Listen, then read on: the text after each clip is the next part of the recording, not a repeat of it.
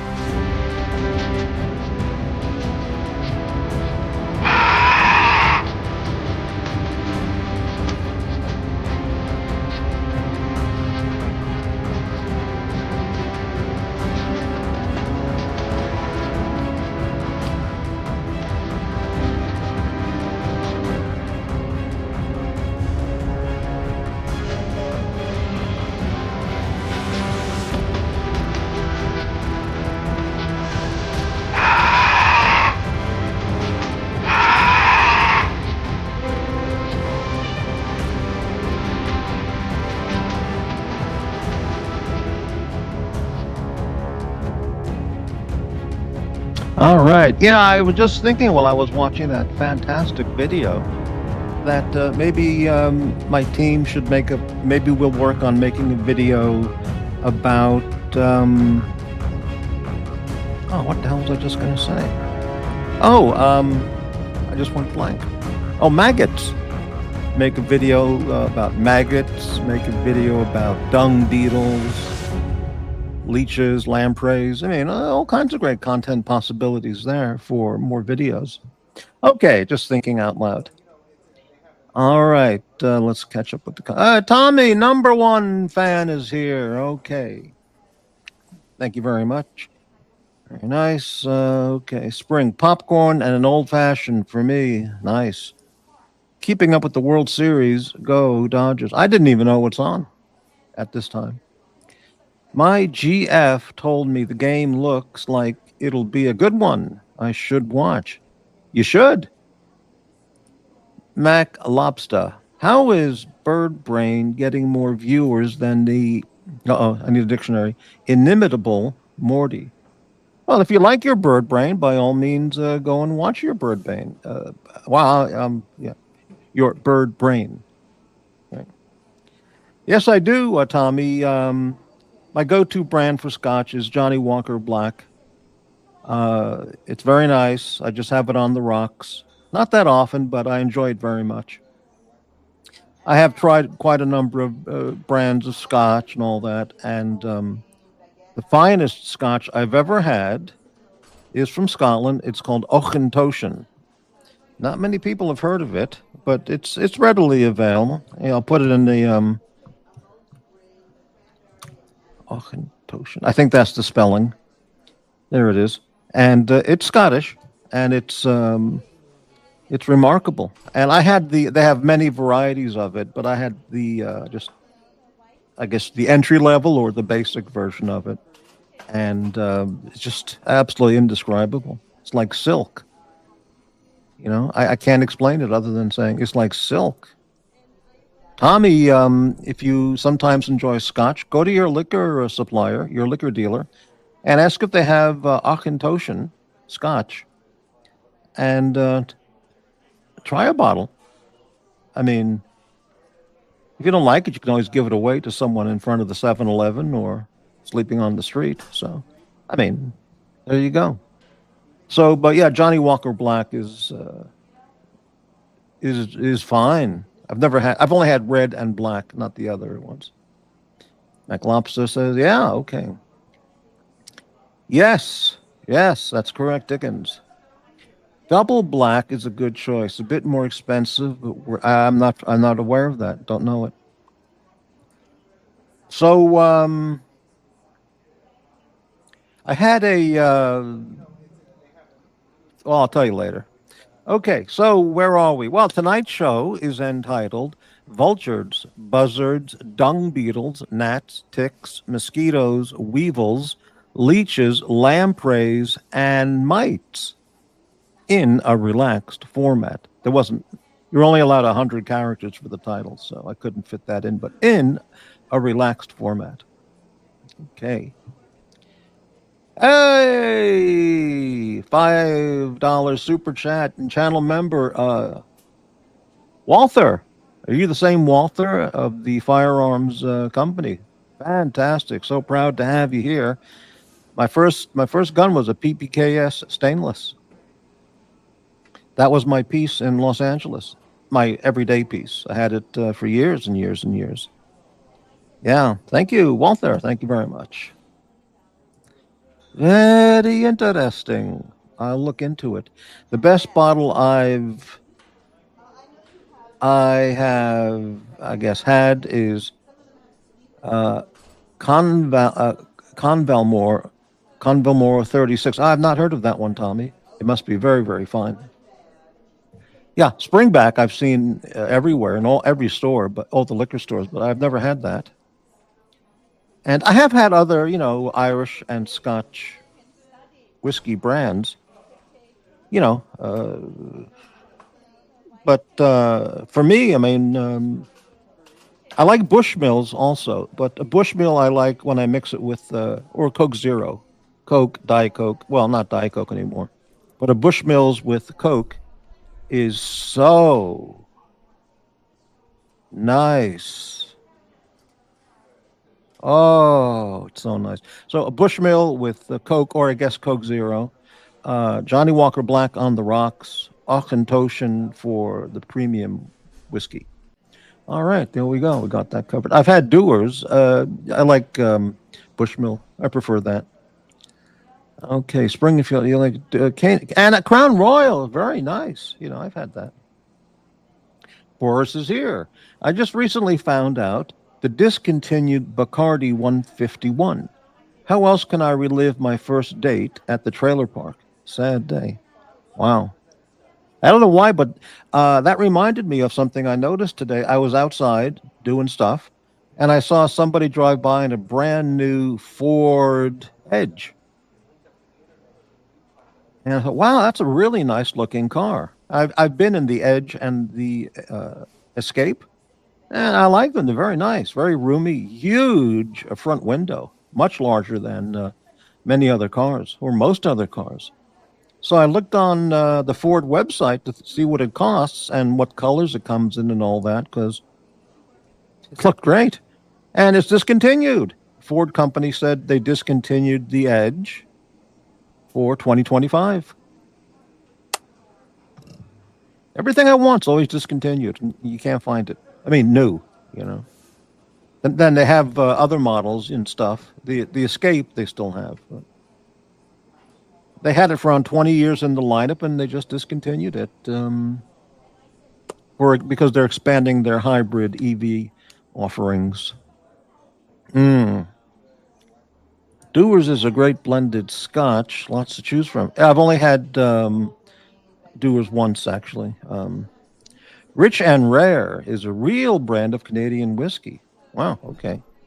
I've had Wiser's brand of Canadian whiskey. It was higher alcohol content. It was like drinking TNT. I couldn't believe it. It was unbelievable. Tommy, Convalmore used to sell their scotch to other companies for their blends, but they released a special single malt one year. I haven't opened it yet. Wow, Tommy's waiting for a special occasion to open up that bottle. Very nice. Okay, let's continue on.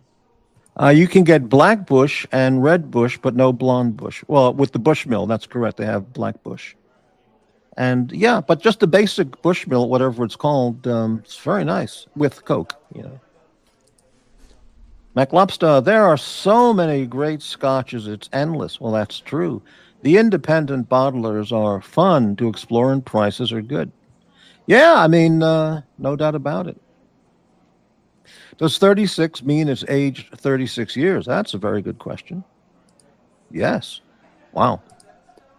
Oh, we got some more comments. Boris, Ford announced yesterday during third quarter earnings call they are getting out of the EV business. Oh, really? So, okay. And then it's the hybrid they're focusing on. Tommy, it's very easy to overage scotch to the point you lose what's great for the taste of the barrel. So you have to know what you're buying. Wow, he knows all about scotch, even at his very young age. Amazing. Amazing. He talks like a 55-year-old world traveler, life experienced kind of guy, but no, he's only 20, what, 5, whatever. All right, let's get into the content. Got some another day. I didn't see many shows today, but because I was out.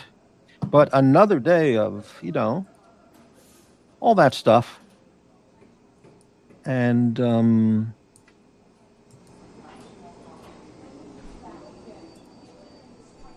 yeah, there it is. Okay, and people sent me some clips and some timestamps and some stuff, but I haven't really. I looked at one or two things, but it's more of the same. You know, another day of viscountness and all that stuff. I like Aberlour a lot. I'm still working on a bottle I bought at the distillery. I've never had that brand. Oh, here we go. Flexing. I wore the Glasuta Original Panamatic Lunar for the first day today. Very happy with the purchase. Would you like to send? Well, you'll probably show it on your wrist on a different channel. But congratulations. All right, very nice. So let's get into today's content. And let's just say at the beginning of the show, help support the channel with your generous donations. Super chats, super thanks, Cash App, PayPal, and now Ko-Fi. All the details are in the description. Thank you very much for supporting Morty's Diner. And also, give a thumbs up or a thumbs down. That certainly helps. I don't know. Maybe. And let's get into tonight's explosive content. Oh, more Scotch talk. Woodford Reserve for daily drink is a pretty decent drink. I think I've seen that, but I never tried it. All right, there we go. Very nice. All right, let's get into tonight's content. And let's bring up a screen share. And we'll kick it right off.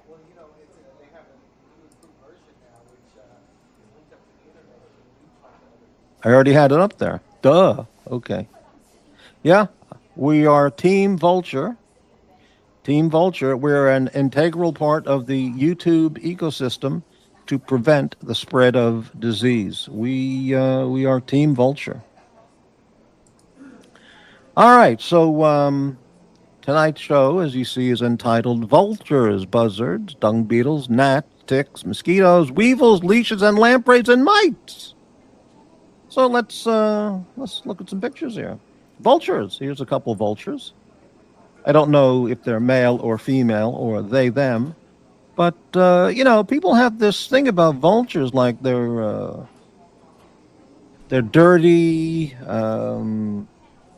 when you're out in the desert and you're near death, and then you see vultures flying, circling over the body that's ready to eat in another hour. Yeah, I mean, like this channel, we and they provide a great service to the environment, the ecosystem, and very handsome bird, and a sizable bird, and they have the dinosaur feet, as you can see. If you know what I mean, most of you don't, but that's okay. No reason you should. Here's a vulture swooping in for the meal. This one's actually might be a domesticated, or not a more tamed vulture that somebody owns or uses in a carnival, as in a carnival performance. Looks like a B-2 bomber coming in, or a Concorde. It's just amazing.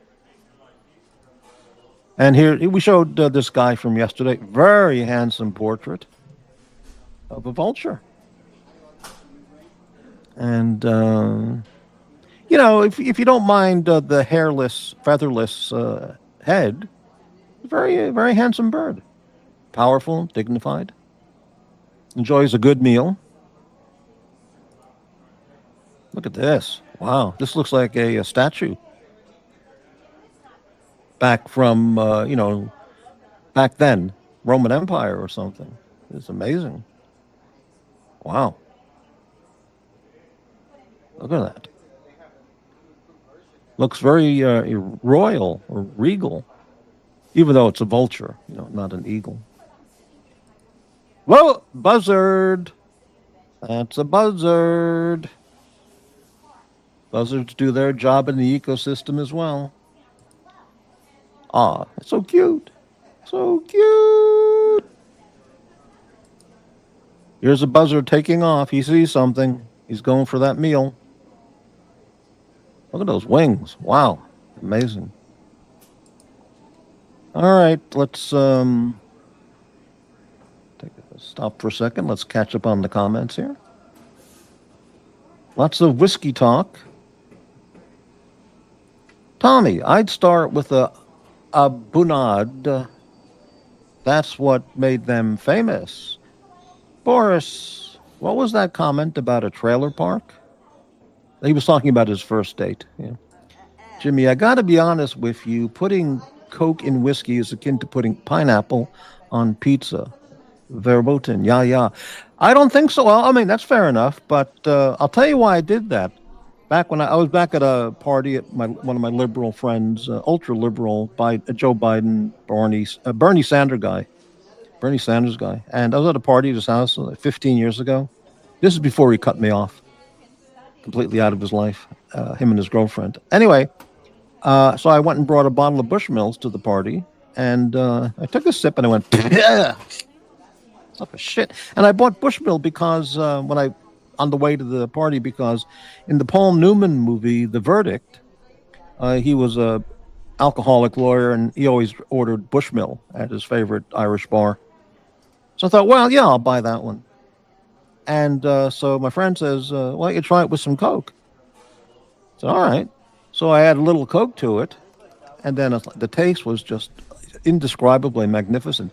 So I just downed the entire glass, like I just drank the whole thing.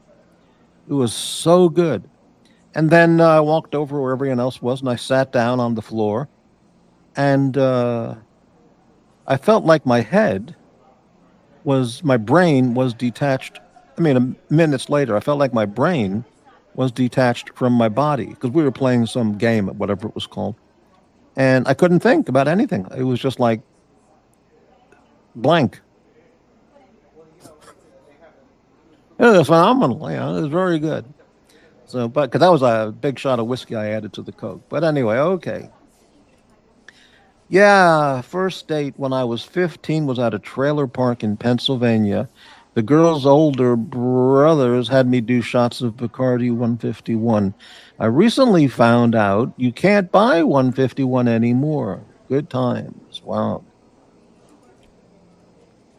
Mm-hmm. Get the cask strength. Yes. Glenmorangie Signet is a real treat. It has the orange notes from the younger bottles and chocolate notes from the extra barley roasting and age. I don't think I've ever had that. Glenmorangie Signet. I'm going to look for that. I am going to look for that. Yeah, Western Pennsylvania. Oh, Tommy. Yeah, of course. I actually have a bottle of that. The flavor profile seems relatively easy to drink. Not much. Do you mean ether or not much either? I mean, not much flavor profile? Tommy, Doc's report is also into Scotch. Another thing Mortimer and he have in common. Natural allies. Oh, Tommy buys into all that hate talk, all the insult talk. Okay, whatever. Doc's has a premium liquor cabinet. I mean, you open that thing up and it's like, wow, all premium, like 24, 36 bottles of premium stuff. Yeah. Okay, Tommy, keep listening to your hero. Okay. McLobster. Another really overlooked distillery is Coolio? Oh, Kalila. I've seen that. Never had it. Tommy again. I almost bought a Kalila, but went with the Convalmore instead. I'll have to see which one it was. The only way to drink Jack is with Coke. Crown Royal and Royal Crown is also good. Very nice. I introduced pineapple pizza to Indiana, and I'm proud of that. Wow. Hey, Dirk. Why is that an insult? You streamed with Docs the other week. So I went on this chat. So what? What does that mean? I know you talk to the other guy. He'll tell you, he'll fantasize about all kinds of homoerotic shit. But no, I mean, whatever. All right, let's get back to the content. So now we have gnats. Is this a gnat? How about that? This is a gnat. Gnats, gnats are a fucking pain in the ass. I mean, summertime, these things are flying around and they get on you and they bite you or sting you. They bite you, I guess. Yeah, look at the guy's beak right there. His nose, claws and not claws, but just digs right in there and right into your skin. Fucking hate gnats. Hate them. Here's another gnat.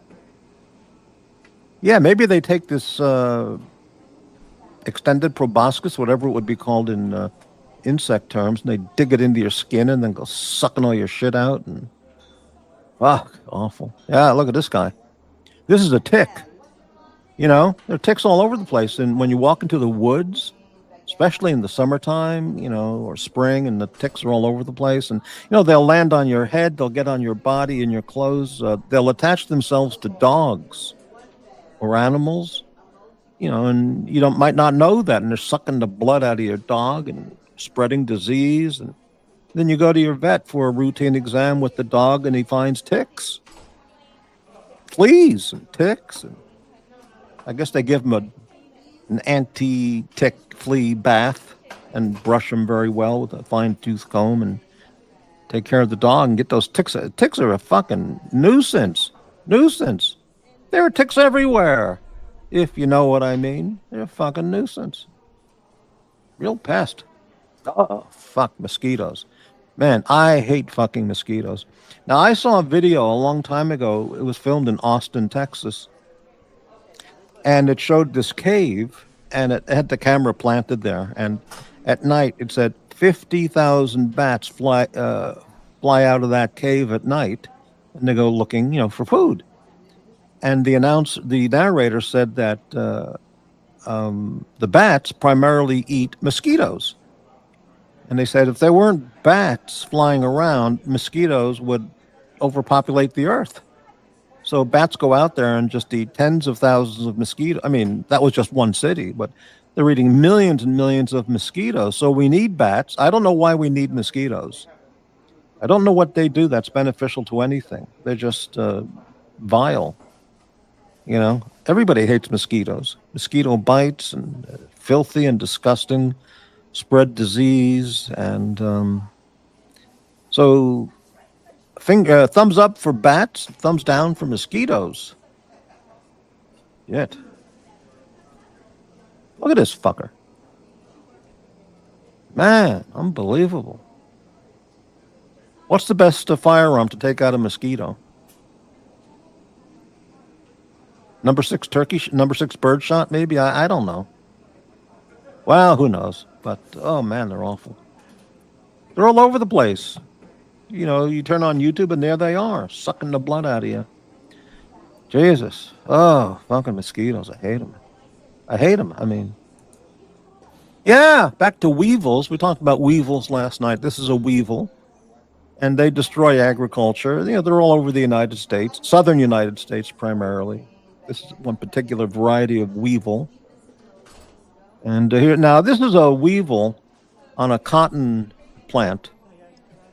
And weevils love to eat and destroy and lay their larvae on cotton plants. And then they totally destroy the cotton field, all the cotton crops.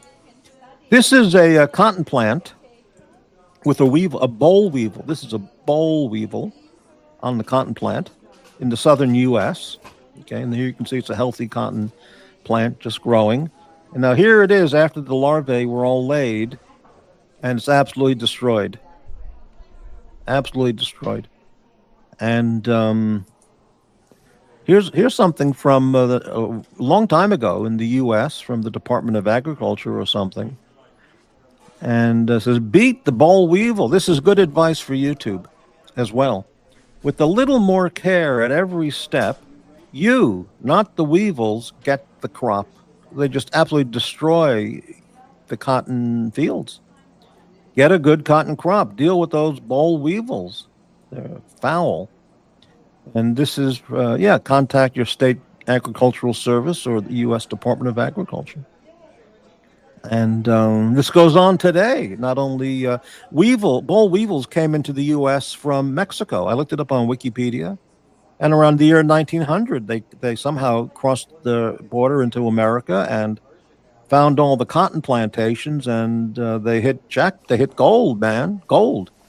And they were eating up all the cotton, just destroying the cotton plantations.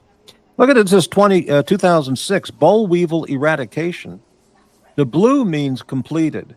So here in the southern, southeast states, boll weevil eradication completed. Okay. But if you see here, green, eradication in progress. Florida, all the southern states, even out to New Mexico, Arizona, and California, which is a huge agricultural powerhouse. Just amazing. Amazing, the destruction of this little son of a bitch right here, the boll weevil. You know, one little boll weevil can destroy, well, just look at YouTube. You know, the same thing. Now look at this. This is in Alabama. This is a statue in Alabama to the boll weevil. Is that a Wawa? No. Okay. And there he is, boll weevil. And let's read this together. Boll weevil. You see, Anthinomus grandis, a small, grayish, long-snouted beetle. Yeah, that sounds about right. No larger than 0.2 inch, of Mexico and the southern United States, having destructive larvae that hatch in and damage cotton balls. Absolutely, I can relate to that. I see it every day, you know, not only in the South, but, well, you know. On December 11th, 1919, Enterprise, Alabama, that's this town, Enterprise, Alabama citizens unveiled a monument to this insect in appreciation for what it had done as the herald of prosperity and as the catalyst to diversified farming. So I guess we can take from that this town had was primarily cotton as their main crop. And this little guy came in and destroyed it all. So the people decided, you know, we got to grow other stuff besides cotton because we're just going to lose it again next year. So So now maybe they grow yams, potatoes, and black-eyed peas, and okra, and you know, collard greens, and broccoli, and who knows. So amazing. Ah, look at this guy. That's a weevil. I know somebody who looks like that. Jeez. They come in different colors, but they all do the same damage. Yeah. See, they're just eating up the leaves. They just destroy the agriculture. Now, talking about larvae, let's go back and look at the comments. Let's catch up. All right, there we were there. All right. Ralphie's channel is called The Whiskey Bothy. He's highly entertaining. I used to watch Ralphie's Whiskey channel. That was a long time ago. He was very, very good. I learned a lot from his channel about not only whiskey, but other spirits and stuff. Very good. But I forgot his channel name. He's from the Isle of Man. Tommy, I'm asking you, so what, LOL, Docs and you have things in common and stream well together. Tommy, we have things in common. We're both Homo sapiens. Well, Homo sapiens, perhaps, but, we have a lot in common. Whatever. Morty has become lazy, rehashing thumbnails. It's funny you would say that about me being lazy and rehashing thumbnails. Mikey, when the shows you watch, they rehash the same content every night, night after night, nonstop. But you pick on me for using 2 photos, one, after 2 days in a row. So much hatred. Morty, learn from our good friend, don't do loyalty tests. I don't do loyalty tests. I do sanity tests, but I don't do loyalty tests. Tommy, Spring, that pizza fact isn't something to be proud of. Oh, he brought the Hawaiian pizza to Indiana. Wow. Hey, Forbin, if you walk into a cloud of gnats, they will follow you. If you step around the cloud of gnats, they ignore you. At least on the East Coast. Yeah, but the problem with that, Forbin, is sometimes you don't see them. And as you're walking, usually under a tree or by a tree, and you just walk into the whole cloud of them, you go, bah! And it's just, it's awful. Lyme disease is no joke. Yes, definitely not. Effects can last for years. Yes, it's a mosquito. Deer ticks. Ooh. Italian and Italian-American are 2 different cuisines. To hell with the Italian purists that only seem to eat margaritas. I say cento tomatoes for all. Mosquitoes pollinate certain types of flowers. Well, look, after they pollinate the flowers, if the bats come out and eat them all, then I guess they serve their purpose. But I just hate mosquitoes. Mosquitoes spread disease, absolutely. Especially in Africa. People die from mosquitoes. Tropical diseases. Oh, who was that? I was watching Nicholas. Mosquitoes spread disease. They're the disease vectors. Hey, Nicholas, hope you're having fun. Hope you're enjoying your content. That's nice. Okay. I'd rather they fuck off, though. Right. Mosquitoes are attracted to blood type. Destroy agriculture. Flies pollinate broccoli. It smells, tastes like garbage. You don't like broccoli? Broccoli is such a healthful vegetable, loaded with sulforaphane and other phenomenal stuffs. Extremely healthy. Don't say that C word around Serena Williams. What C word? Broccoli or cauliflower, cruciferous vegetables, they're extraordinarily, I like them a lot. Or barbecue chicken in pizza, those are the crimes against humanity. Well, places like California Pizza Kitchen, that restaurant chain, they do that shit with broccoli on pizza or barbecue chicken on pizza. I don't like that. Weevil genocide in a relaxed format. I'm all for that. Yeah. There was a restaurant chain called Bull Weevil back in the day. You think? Really? Oh, I put the invite link up before. I don't know if I pinned it to the top. I'll do that right now. I don't know if anybody wants to get on and talk about mosquitoes or ticks or mites or leeches, but it's okay. Is that a Wawa? It looks like an abandoned. Yeah, right. Mm-hmm. Tommy, Mortimer, I'd monetarily reward you for a show on the rise and fall of Lone Star. Do you mean the beer company? Interesting. Okay. Uh, I'm so hurt. Why would you? What would hold you back from monetarily rewarding me for a show about vultures, buzzards, dung beetles, gnats, ticks, mosquitoes, weevils, leeches, and lampreys, and mites? Ah, everyone is so picky, picky, picky, picky. Hello, Pete.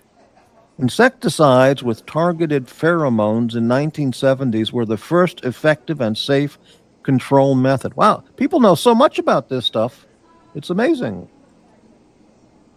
What is this? I used to like blank blank, but she never bought me a car. Yeah, remember when she did that thing about the car? What a what a just promotion bullshit, incredible. Abusing her audience. Jimmy, Mr. Morty. Speaking of Southern food, I learned what poke salad is from a song entitled The Very Same, sung by the great Elvis Presley. Yeah, Poke Salad Annie. That was written by, don't tell me. I know his name. Don't tell me. It's one of those three named guys. He was from Louisiana, where they have poke salad. It's made of green, some kind of local green they have down there. From the bayou, I don't remember. What the hell is his name? Shit. Hella good guitar player, too. Fuck. What's his name? I got to look it up because I kept. He's played with Johnny Cash and almost all those country guys. Tony Joe White, a 1968 song. That's a Tony Joe White. Yeah. That's it. Is bothy Australian for bottle? I don't know. Australians use. Oh, it's a Scottish word. Okay. There's a great line in the series Band of Brothers where the soldiers are getting ready to march. To inject some levity, one soldier says, "Flies spread disease, so keep yours closed." LOL. Battlefield humor in a relaxed format. Wow. The 6-letter C word. And it's extra offensive when directly followed by a long P word. A 6-letter C word. Country, COUNT, that's 7. Cheese, CHEESE. Okay, cheese, followed by a long P word. Cheese slicer? Cheese grater? Cheese gourmet? It's a 6-letter C word. That's offensive. Cheese, C-U, that's 4 letters. C-U, I don't know, Tommy. I can't get it. I don't get it. Nutritionists debate about broccoli. The chemicals in it give a vinegar aftertaste. Well, you got to soak it, you just add some butter and salt or seasoning. Add it to a beef and broccoli, with that Chinese flavoring. It's great. Hey, you see, we got the audience involved there. Pete's onto the boll weevil research. That's it, Tommy. Yeah, like last night, Tommy, when you insulted me for momentarily not recalling the city Islamabad. What came in my Istanbul. What came in my mind first was Islamabad. And then my mind was processing, well, Islamabad. That's not Turkey. That's Pakistan. So it's not Islamabad. It's and then immediately Tommy went, loser. But anyway, the vulture has taken to the skies again. Is that from the Ten Commandments? Is that something Yul Brynner said? Sounds like a line from that movie. Broccoli has sulfides. Sulfur is of the devil, so broccoli is the devil's weed. Ugh. Especially with honey mustard. There's an excellent book called The Mosquito by... Okay, Tommy's going to make fun of me. I don't know this name. Weingard. It is in the ancient world. They used mosquitoes in warfare, killing enemies with malaria. Wow.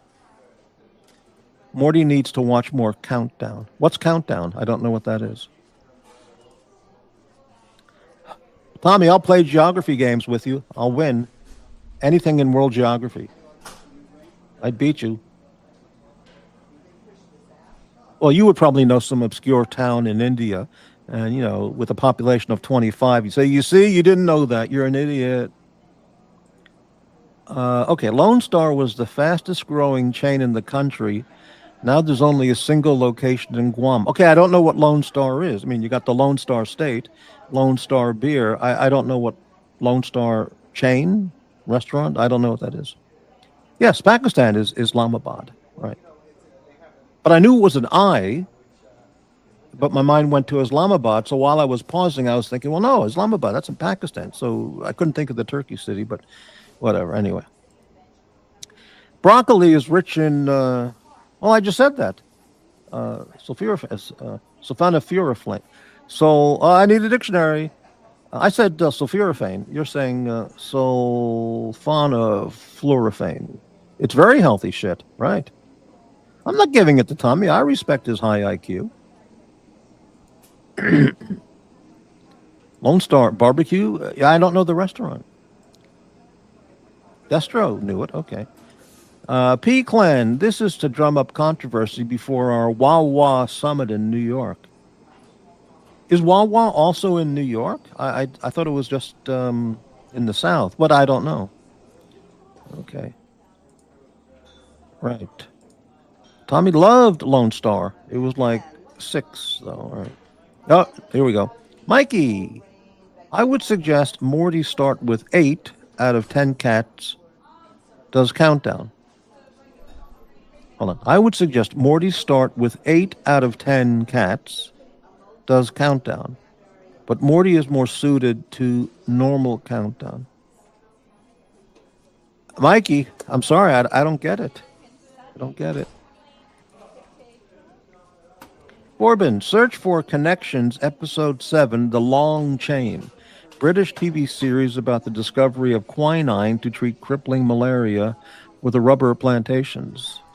Quinine was bitter and was dissolved in water with sugar until some bloke added gin, thus creating the gin and tonic. Wow. Mortimer, did you see Rodent 100 playing that fishing game today? No, I haven't looked at the Rodent 100 channel in many, many months. Is that the fishing game that Angelic was playing about a year ago on his channel? I really like that. In fact, I downloaded it, but I didn't know how to play it. So I can download these games, but after a couple minutes of doing it, I don't know what you do. There. Spring, if you want your comment skipped, then start it with the same words as the previous. Rodent 100. Who is Rodent 100? Okay, 25 viewers. Thank you all very much. And I think so. Rodent 100 played for what looks like 4 hours today. Well, I'll check out his channel later tonight. Digging the Panama Canal encouraged malaria research. Watching other people play games is a true time. Yes, correct. Okay, let's continue with the photos. Leeches, YouTube, Leeches, lox, bagels, chocolate, peanut butter, strawberries, whipped cream. They just go together. Leeches, Jesus. They just suck they attach themselves to your skin and just suck the blood out of you. Look at these fuckers things. Shit. Leeches. There's YouTube and there's wild nature. There's leeches in the ecosystems. Dung beetle. Speaking of YouTube, here's a dung beetle. There was a meme I saw during the Obama first campaign. I have it somewhere in my photo folders from way back. And somebody put Obama's head on the dung beetle. It was a phenomenal meme, just phenomenal. And I don't remember what the caption was, but it was hysterical. Anyway, that's a dung beetle doing his work. It's part of the natural ecosystem. Even I can't speak. Even dung beetles have a place in nature and on YouTube. This is his job. He goes around and rolls up the dung, performing his role, in the ecosystem, in nature. Dung beetles. Could be worse. Yeah, here he is. Here's a dung beetle. Here's a dung beetle with the dung. And here's a glamour portrait of the dung beetle. He got this done at Sears Photoshop. There we go. Dung beetles. Man, what a life. Whew. Mites! Mites! Where would we be without mites? Mites are fucking disgusting. They just attach themselves to your dog, your pet, yourself. You need a microscope kind of thing to look at mites, or a magnifying glass, or, I know, fucking awful. Here's a mite. Just want to squash the shit out of that little guy. I mean, I guess they're around for some reason, but I don't know what they do to as a positive role in nature. But man, what an annoying pest. Mites. Here's a red one. Looks like a kumquat. This is a New Jersey mite. This is a mite from New Jersey. Hey, he's got a little face. Hello. What would happen if a mite encountered a dung beetle face to face? I wonder what they would do. Now, lampreys. Lampreys are some vicious fucking sea marine creatures.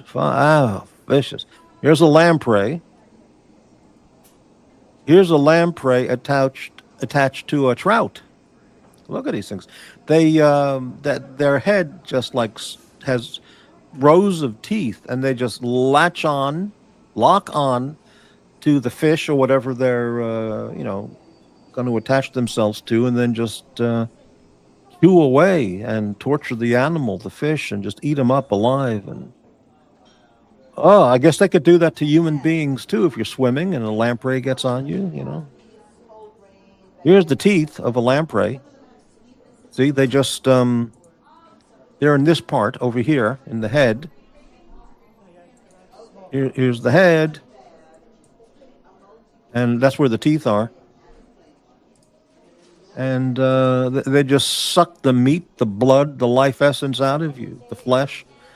In the ocean, on YouTube. They're out there, lampreys. Oh. All right, well, here we are. Morty Needs the Money, Part 4. This has been a hell of a week on the Diner channel. I make more than $20 a week, and people are going absolutely apeshit insane.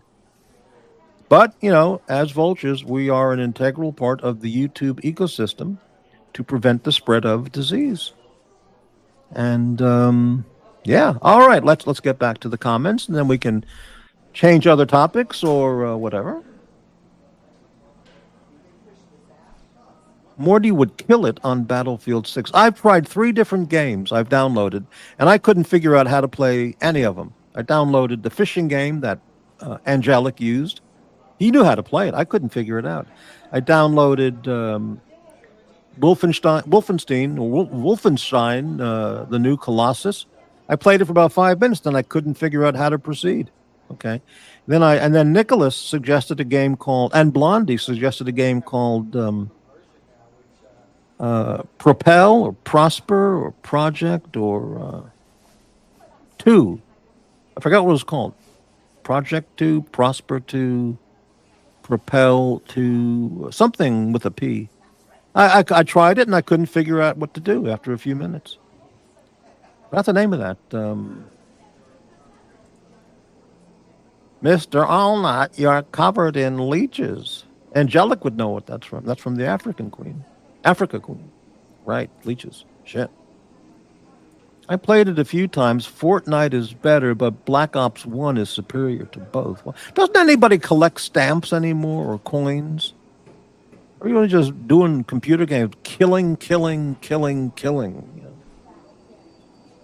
I used to watch my friends play Serious Sam. IBP ASMR. Morty, did you ever play Missile Command at the arcade? No, the only game I ever played at an arcade was Pac-Man. I got very good at that. And this was when was this? In the 80s. And they also had next to it, they also had a Miss or Mrs. Ms. Pac-Man. But yeah, I like Pac-Man because I knew how to play it and build up a very big score. That's the only arcade game. Back when I was a kid, we used to play pinball and shit. But yeah. Okay, Mac Lobster. See you later. Stink bugs. YouTube? Oh, you mean? Oh, I know what you mean. Stink bugs. Right, right. Bingo. Oh, what did he say? That's a bingo. Lampreys are really upset about the stupid name we gave them. When I was looking up lampreys on Wikipedia, they had some photos of a couple Asian or South Asian countries where they eat them. They make up a dinner plate of lamprey stew or... Oh, I mean, I know you'll eat anything when you're starving to death, but... Oh, eating a lamprey. Oh.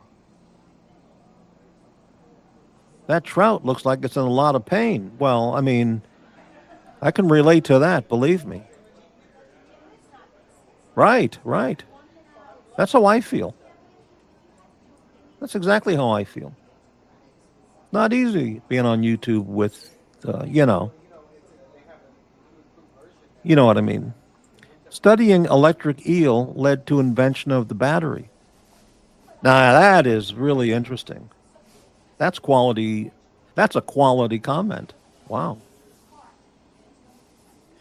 Tommy, Mortimer, Uzi would like to know why you're rebel streaming him. I'm not rebel streaming anybody. Back 3 months ago, I'll answer your question, Tommy, for a 99-cent super chat. Back about 3 months ago when Nicholas changed his panel lineup, okay, and I departed, a week or two after, and then he was doing shows like almost all day, 10 hours a day, morning, afternoon, evening, 5 hours, 10 hours. And then he went to the 24-hour, well, not 24-hour, but it seemed like a 24-hour format. He had this guest host, that guest host, and so on. I sent him an email, the last contact I've had via email with Nick, and I said, hey, my good friend Nicholas, you're doing, just to let you know, you got shows going like 10, 12, 15 hours a day. And, there's no time for me to do a show when you're not on. So, yeah, I'll be doing shows as usual. And if there's any conflict of me being on at the same time as you, there's no other time for me to do a show because someone's going to be on or you'll be on. So nothing to it. It's just, I do shows too. So if we're on at the same time, it doesn't mean anything. I'm just doing a show. And that's the answer to your question, Tommy. I'm not rebel streaming anybody. I've been doing shows for years before that guy showed up, Uzi guy. All right. Studying snails led to the invention of socialism. Interesting. Hey, P. Glenn, when you take a bath, you have microscopic organisms having sex all around you. Well,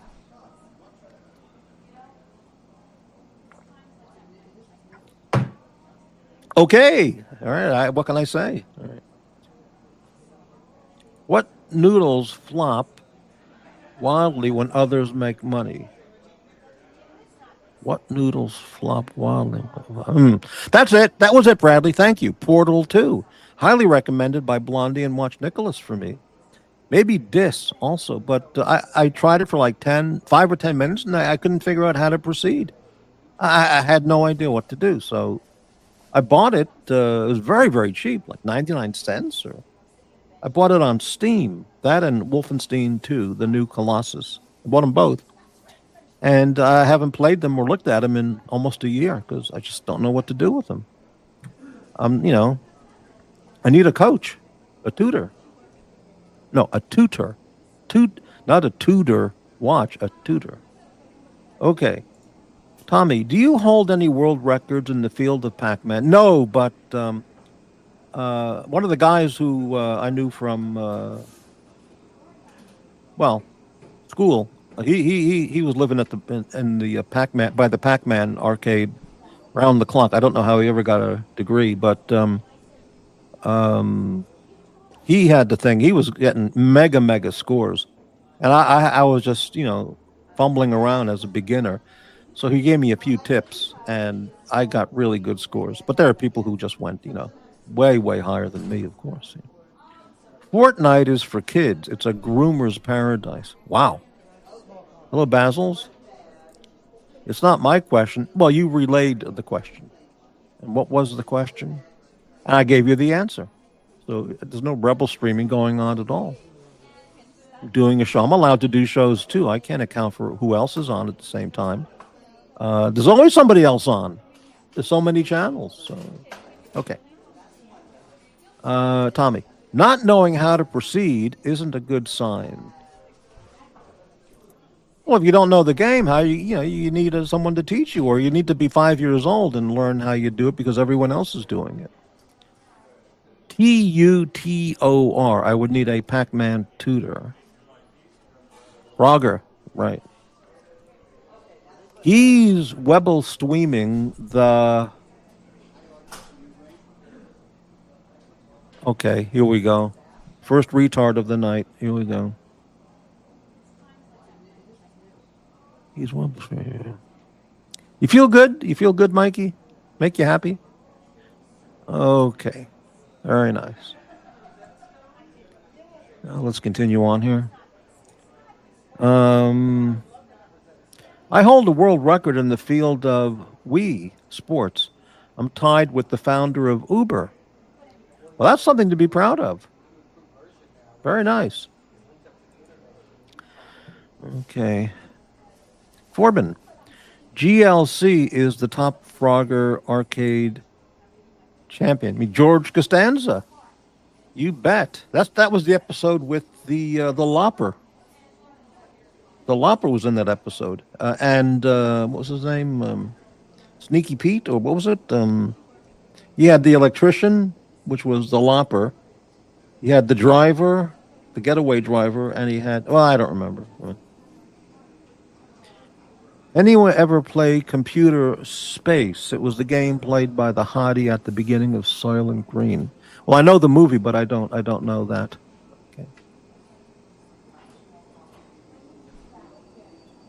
Any more retard comments for the evening? We'll be here for a while. Okay. Slippery Pete. That was it. Forbin, you got it. That was it. The Lopper, Slippery Pete. Right, okay. That episode was great. The Holes. The Holes. That sounds familiar. Oh, that's right. The holes in the wall. The socket. That's right. Very good, Tommy. Nobody's coming on the panel tonight. It's another extended monologue about lampreys and snails and mosquitoes and dung beetles. Wow. Yeah. Quite a week going on. I make more than $5 a show, and absolutely it implodes the universe with hate. But hey, that's who they are. All right, let's continue. All right. Oh, let's get that full screen. Might as well. Do I have any music playing? I don't hear anything. Let's get some music on. Tommy, you want to come on? Talk about the Miller-Modigliani theorem?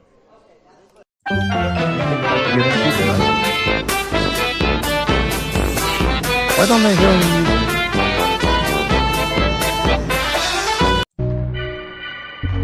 It's probably all screwed up. I can't hear it. Another technical foul up at Morty's Diner.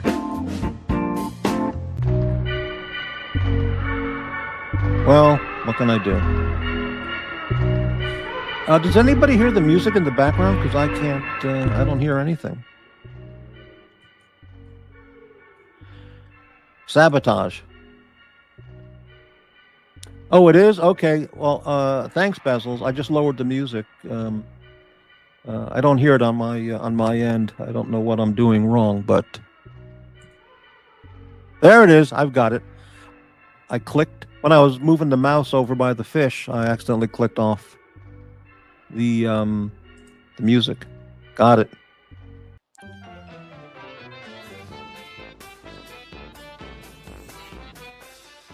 It's those damn leeches. That's what did it. Yeah, African Queen. Absolutely. Mr. Allnut. Charlie Allnut. Right. What do you think? I'm one of those people? I don't know these things?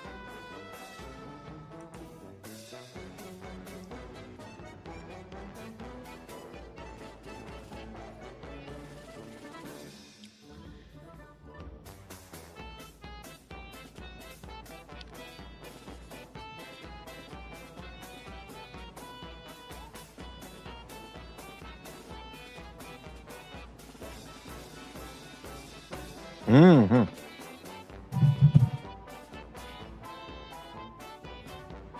Tommy. No, I don't have any ice makers. Tell us about your luxury Swiss-made ice maker, Tommy. Is it a $4,000 ice maker? That's it. That's it. Right, Forbin.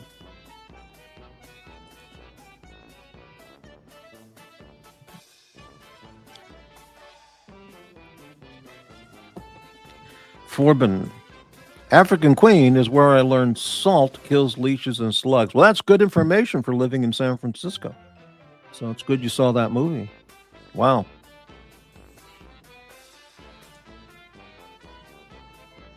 Nobody coming on the panel. Only one donor tonight. One micro donor tonight. Well, you know, it's the haters. Everyone's afraid to support my channel because of the hate, the viscountness, the viciousness, the low IQ format out there. Well, you know, whatever. All right, let's see. What else can we talk about? Let's talk about shingles. Did anybody out there ever have shingles or know anybody who had shingles?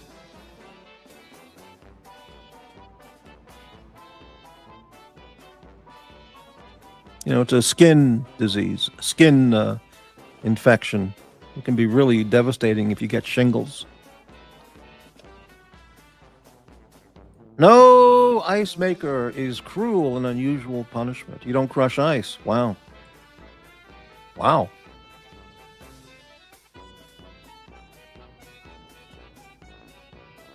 Dodgers and Jays tied 2-2. I'm so happy you told us that. 16 viewers, no panelists, no topic suggestions, no nano donors. Do shingles come to anyone who has suffered chickenpox? I don't know. Now, I never had chickenpox. And when you turn 50 years old or 52 or something like that, then doctors recommend that you get a shingles vaccine. But I never ever had chickenpox. So I asked my doctor a long time ago, I said, well, I don't know, some years ago, I said, should I get the shingles vaccine because I've never had chickenpox? And the doctor said, that's an interesting question. I'd never thought about that. Shingles is mRNA. If you want the original shingles vaccine, you need to go to Korea. Tommy, let's go. I know a lot of people in Korea. I guarantee you a great time. Walther, $5 super chat. Thank you so much for the support, Walther. Okay. Yeah, so then I asked a second doctor. I said the same question, and she said she was a specialist on something else, and she said, you know, I really don't know. Why don't you ask your internist, your primary care doctor? Because I don't remember that stuff, you know, which was a fine answer because she spends her days on her specialty area. And then I asked a physician's assistant the same question, and this is after several years of deciding should I get the vaccine or not. And I asked him, and he said, "Well, that's an interesting question." He said, "Well, the FDA or whatever I forgot. Tommy, the National Health, whatever it's called." He said everyone should get the vaccine after age whatever. And the way he said it, he said, "Well, everyone should get it." Is the message for all doctors? Everyone should get it over age 50 or whatever it is. So I said, "Well, okay, I'll do it." So I got the shingles vaccine half a year ago or so, and the injection site on my upper arm hurt for a day, or actually a few days. It's kind of sore. And the day after, I felt really weird. And then it went away, and I guess it was a success. Then I told my doctor I got the shingles vaccine, and he said, "Way to go," and gave me a $5 super chat. And then I found out that the shingles vaccine is a 2-time vaccine. You have to get it 2 times. Anywhere from 2 months after the first one to 6 months or 8 months after the first one. So I went to the pharmacy today and I got the second shingles vaccine. And the lady who gave me the injection, gave me the vaccine, before she did it, she said, "Now, the reaction you might get to today's vaccine will be stronger, maybe stronger than to the first, and it may feel like you have the flu. You may want to go to bed after 6 hours with a slight fever. So keep your Tylenol and have some chicken soup. Maybe buy some cans of chicken soup, because you're not going to want to make anything in the kitchen. Outside of opening a can and just drinking out of the can, you're not going to want to cook anything, or you're just going to be in bed maybe with a mild fever or body aches like a little bit of the flu." I said, "Holy shit." FDA, that's it, Tommy. Thank you. Yeah. And I'm still thinking about Istanbul. I couldn't make the leap to FDA. And so I got the second shingles vaccine today, and a few hours ago, and I'm just I got some cans of chicken soup, like the lady said, which I never buy cans of soup, but I bought a few. I noticed that the Campbell's chunky soup, because I read labels, they're bioengineered ingredients. Long time ago, I used to buy Campbell's chunky soup. It was pretty good. But I don't buy canned soup because the sodium content is just incredibly high. And, they're mass-produced, stuff, so I prefer not to have it. So then I looked at the Progresso canned soup right next to the Campbell's chunky soups. And Progressos did not say bioengineered shit, so I bought a few cans of that. Because if the lady was right who gave me the shot, again, pharmacy assistant or whoever it was, pharmacist, whatever, she said, "You might not want to get out of bed. You're not going to want to make anything, So I said, "All right." So I bought a few cans, though I never buy it anyway. But it's good. It's good prepper food, because it'll last like 3 years in the cabinet, Anyway, which I guess that would be good prepper food, because if somebody I know, came over, or some stranger, "I haven't eaten in 30 days. I'm dying from the nuclear fallout, and I'm starving to death. Do you have anything?" I said, "Well, I have a can of Progresso chicken noodle soup." They go, "Oh, better than a can of Spam. Can I have it?" I said, "Sure." Fingrex, that's the name of the vaccine, I think, is evil. Well, it's too late now. I've had it. And Spring, what are you going to do when it's time to get a shingles vaccine? Will you consider not doing it, or will you do it, or will you go to Korea to get the other version of it? The Republic of Korea, another place I would never willingly return to. Really? But the women, blame the women. Ah, the women. Yes. It was nice knowing you, Morty. Oh, really? It's going to be that bad? Well, okay, Spring. I guess I won't be around for the meetup over at I just forgot again. That restaurant across from Warner Brothers. What's it called? The steakhouse? No, the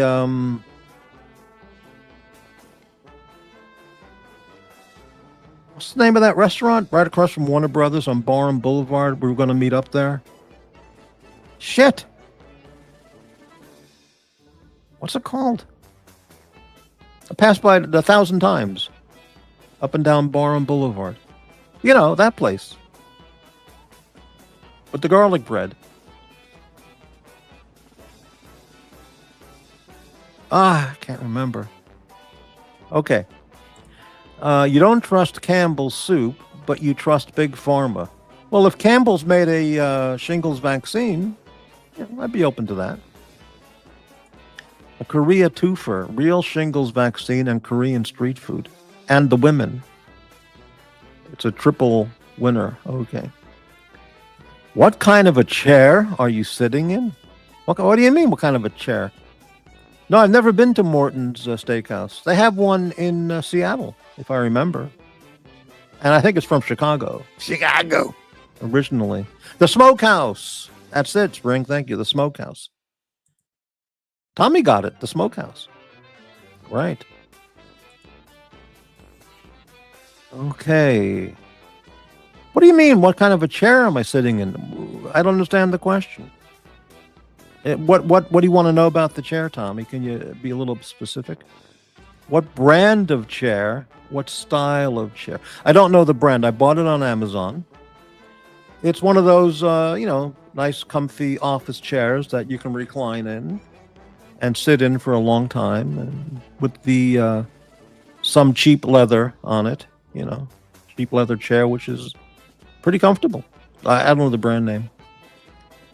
It cost probably I can't remember, $350, $450. I can't remember at all.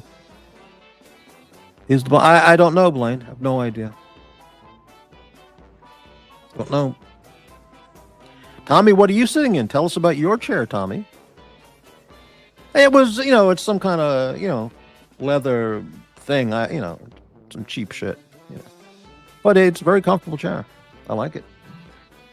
You had to assemble it yourself, but it was not that hard.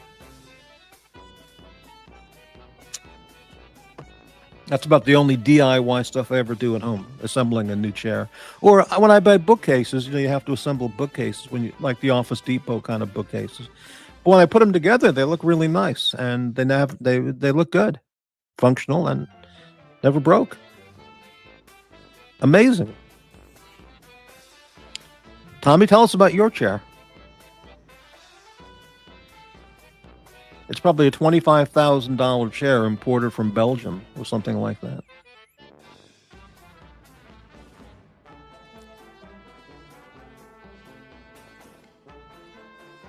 Steel case or Herman Miller for your next chair. I don't see what the big deal is about a Herman Miller $1,700 chair. I mean, there's no padding on it. There's no cushioning. That you can just, kick it back, recline back and just really relax in the comfy comfort. Steel case, I'm not familiar with what that is. Yeah. Oh, tonight, only my friend Walter has helped out in the donation section. $10, two $5 super chats from Walter. Thank you very much, Walter. Everybody else is scared. They're hiding out. They don't want to be involved in the hate and viscountness. But they're out there. We have 20 viewers right now, so that means 17 regular viewers, 2 haters, and 1 lurker. You're not the type to buy a fern chair. I don't know what a fern chair means. I don't know that term. Brown Derby closed a long time ago. Red Onion in Palos Verdes has some of the photos from the Brown Derby. I know Palos Verdes very well. Very, very well. Rancho Palos Verdes. And that other town right there, Rolling Hills Estates. What a nice place to live that is. Well, back when I was there.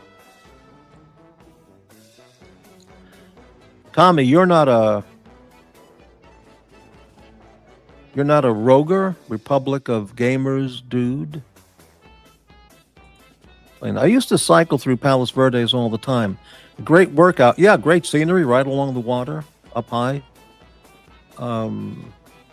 Yeah, my friend Buddy Epson lived in Ranchos Palace, Rolling Hills Estates. And did I just say that? Fuck me. Well, yeah, it's a really nice place to live. Just next to Torrance. As you go down Hawthorne Boulevard through Torrance, then it goes into Rolling Hills Estates and RPV, and you could circle around around Palos Verdes, and then head on, continue on right to Long Beach. I've done that. I think my router might be. That's computer talk.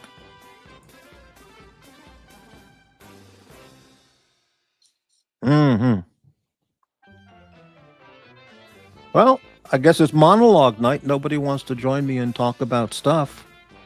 Chairs, fish, parasites, leeches, onions. Some of Palos Verdes is sliding into the ocean, really. Many houses red tagged. Oh, that's wow. Mira Leste is the best kept secret in that area. If I knew what that was then, and I may have, right now, I don't know if I knew what it was, because it doesn't sound familiar now, but I may have back then. But, now having had the second shingles vaccine, I don't remember if I knew what that was.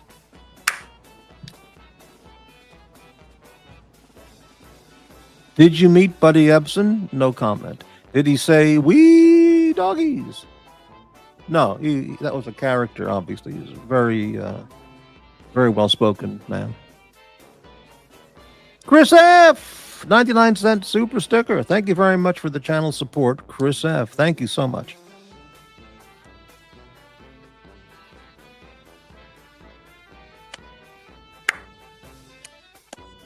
Tommy, did you ever go to the circus at Madison Square Garden or anything like that? The Ringling Brothers, Barnum and Bailey Circus? I wonder if Tommy ever did that.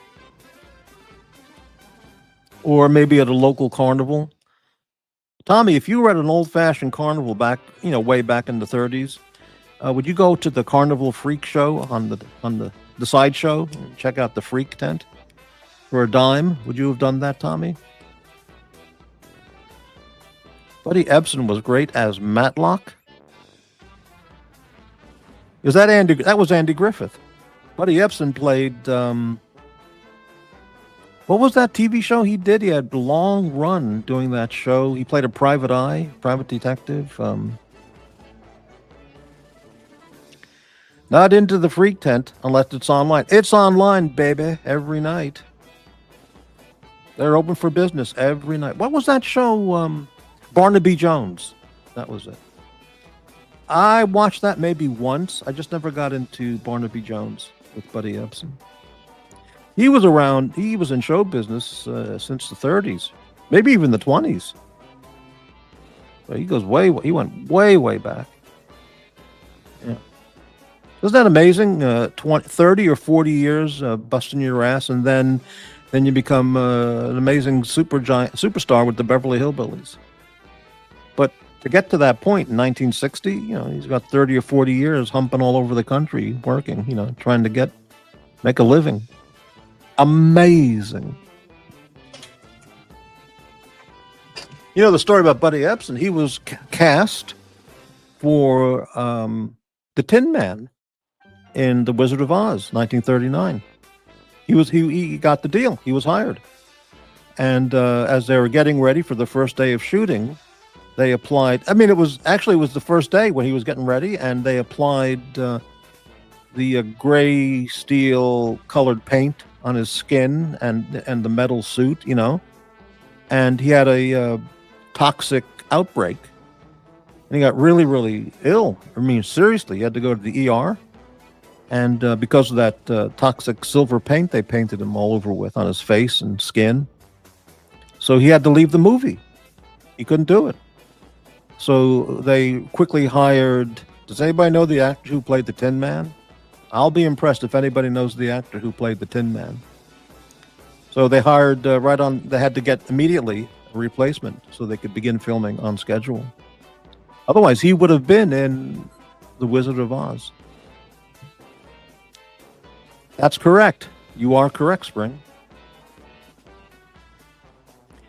Mirror Leste is a small area within Palos Verdes. Back then, very exclusive and relatively unknown. Well, if I knew it back then, I may have. I don't recall now that I have ever known it. But you know, Mortimer, those snow scenes were asbestos. Wow.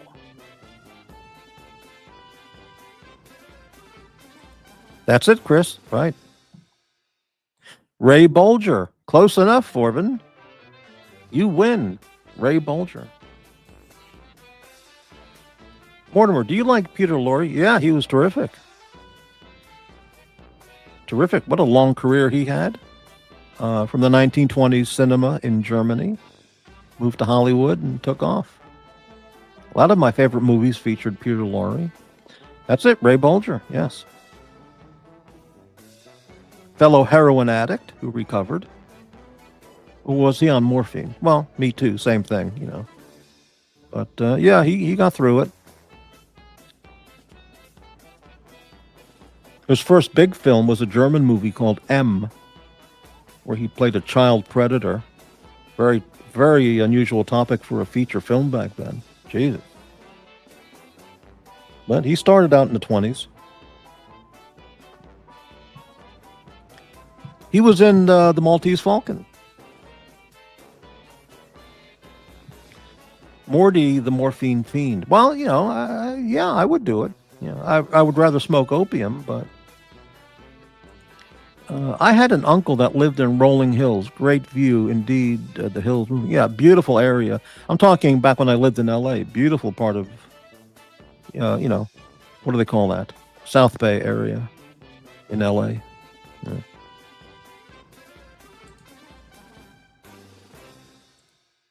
Foreman, other fun fact. The window the Cowardly Lion jumps through was made of clear candy, made perfectly flat by pouring sugar onto a pool of liquid mercury.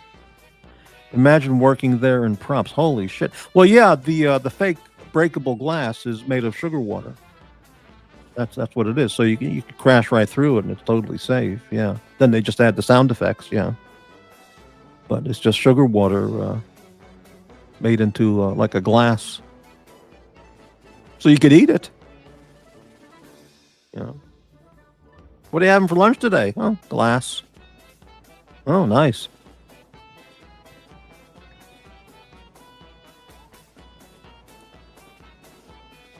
Tommy, really? Okay, I've seen it a few times. First time probably when I was a teenager. Opium, the Yam Yam. That's right. That's it, Peterman. I never knew Jay Peterman was a real catalog. Well, I didn't either. I didn't know that till years after the Seinfeld was over. Seinfeld was over. Someone told me that, and I didn't know. I had to look it up. Right. Tommy, you want to see a great film if you can handle it? The Informer by John Ford. Maybe 1934 or something like that. Very small film, absolutely, just beautiful. If you're Irish, anyone, you'd like it even that much more.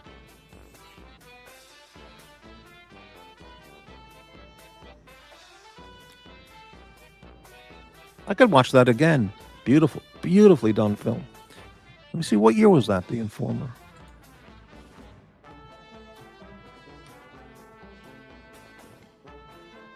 $1935 or 1929. What was it? Let me see.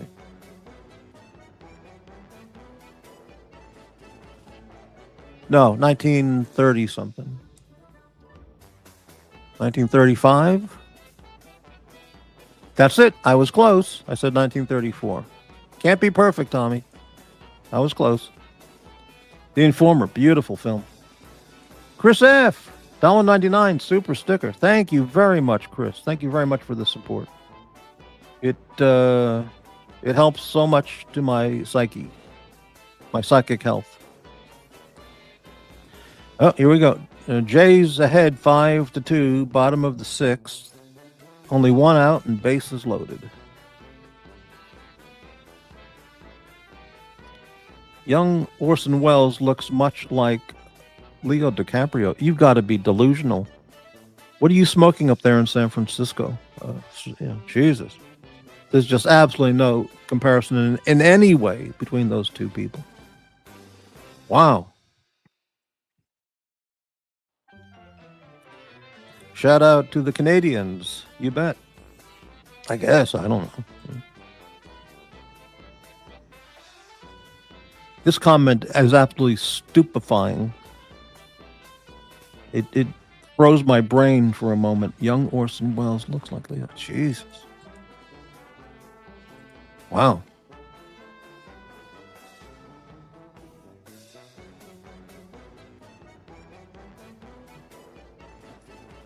No high rollers here tonight to support Morty. End of the month is here. End of the month fundraising is on. I got to pay my dental bill. Forget about my house in La Jolla. I got to pay my dental bill.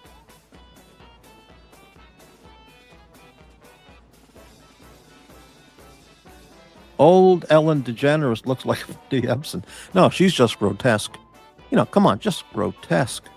I mean, be truthful here. I mean, 20 years ago, she was grotesque. A freak. Now she looks like a monster from a 1930s Universal Studios movie. I mean, she's just vilely unattractive, Ugly as shite. A freak. Well, okay, maybe not freak, but just ugly female. Ugly, sure.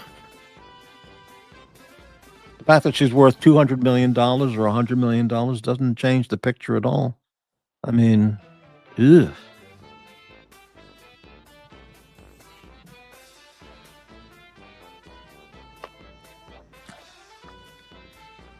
Did I tell you I met Ephraim Zimbalist Jr. at a gas station? Well, I didn't meet him, I saw him. Did I ever tell that story? I'll tell that story for 99 cents. Maybe Forbin knows that name. Everybody else is like, who? What? What? Hey, Rich Mitch!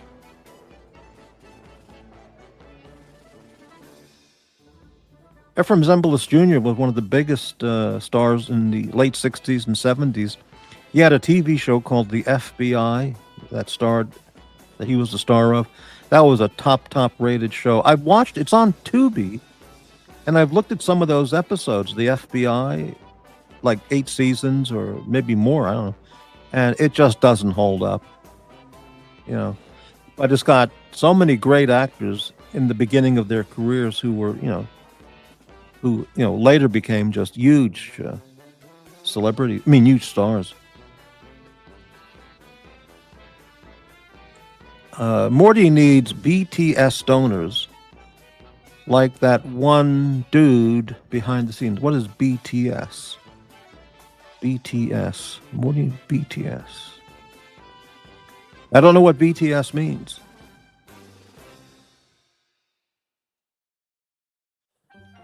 Yeah, Spring, right. I hope for Portia's sake they have a hot pool girl. Boy, that story about who was her previous girlfriend who crashed her car and then died in L.A. Ellen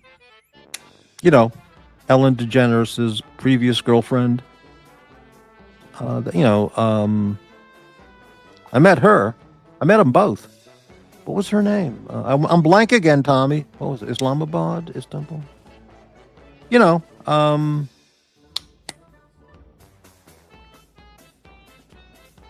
I met them at the Walgreens on Larchmont Boulevard in L.A. They were shopping together. We were on the same cashier checkout line. I saw Ellen DeGeneres' face up close.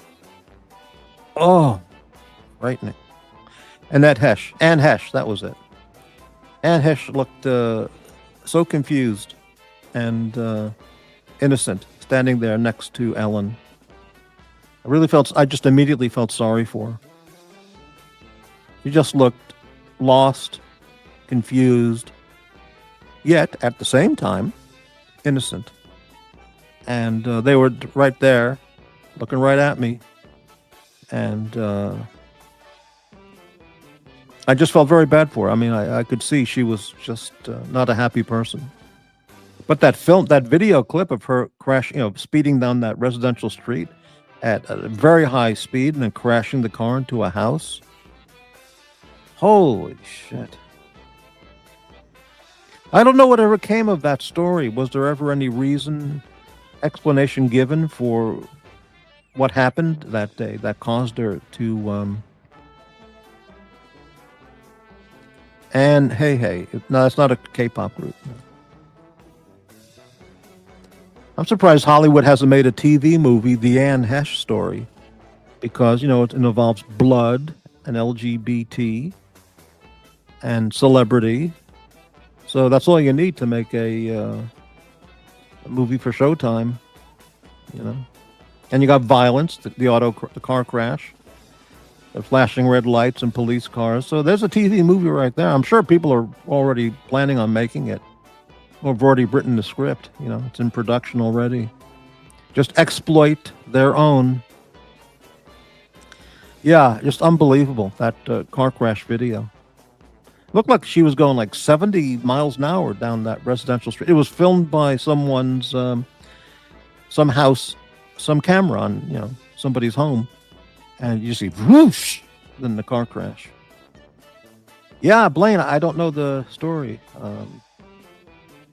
I don't know what they found out about what was her life that day that caused that bizarre situation, that bizarre crash or behavior. Forbin, send a pic to your email to prove I am not crazy. That's going to be That's going to have to be one hell of a pic. Let's take a look.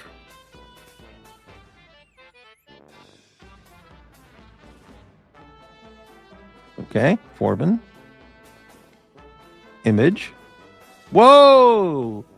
Okay, here's a picture of young Orson Welles on the left and Leonardo DiCaprio on the right. I'm sorry. No, Leonardo's got squinty eyes. And I just can't stand him. Even if there was a similarity or a resemblance, I couldn't acknowledge that because I can't stand Leonardo DiCaprio so much. Orson Welles is posed in his photo smoking a pipe, and I can never see Leonardo DiCaprio with a pipe. That would just be laughable. Just laughable. Thank you for the photo.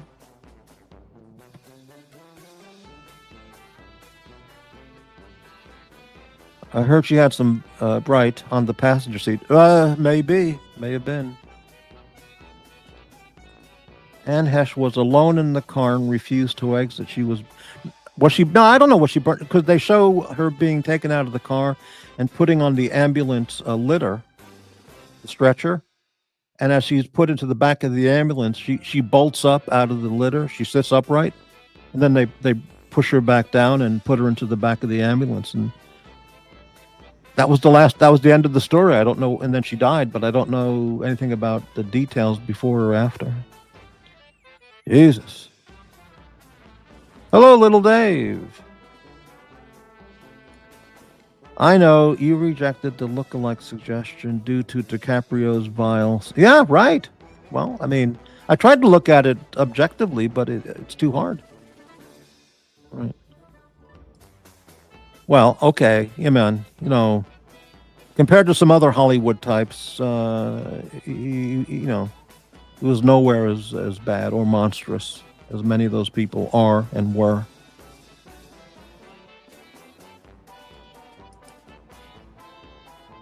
I never heard stories ever about Orson Welles raping other actresses. And there are plenty of stories of super A-level celebrities raping women. I'm not going to mention that shit. You know about it, but the biggest names, and they're all protected. They feel invincible with their power and fame, Anne Hesh was going to reveal that Ellen is a reptilian, but the CIA had her. Hey, anything's possible. Upvote support and become a member. Thank you very much, Chris F. I couldn't have said it better myself. upvote the channel, show some support for Morty's Diner, and become a member. You know, StreamYard ain't free. You know, Rolex Explorer 1s aren't free. You know, I need the money. I need the money. Unlike, you know, millionaires who don't need the money. I need the money on YouTube. You know, I'm dying. Independent Morty is dying.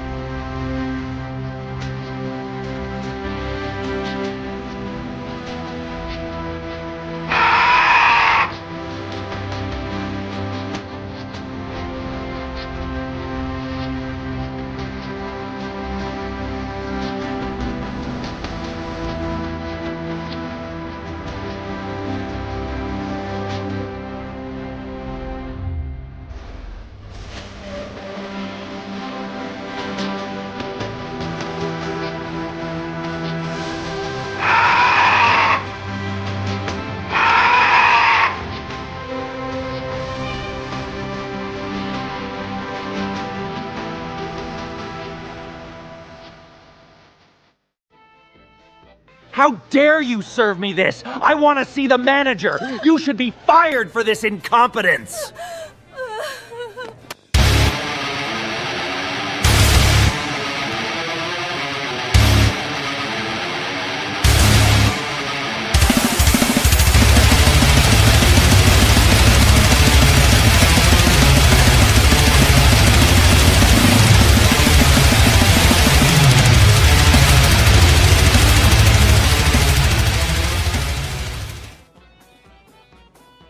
And we are back.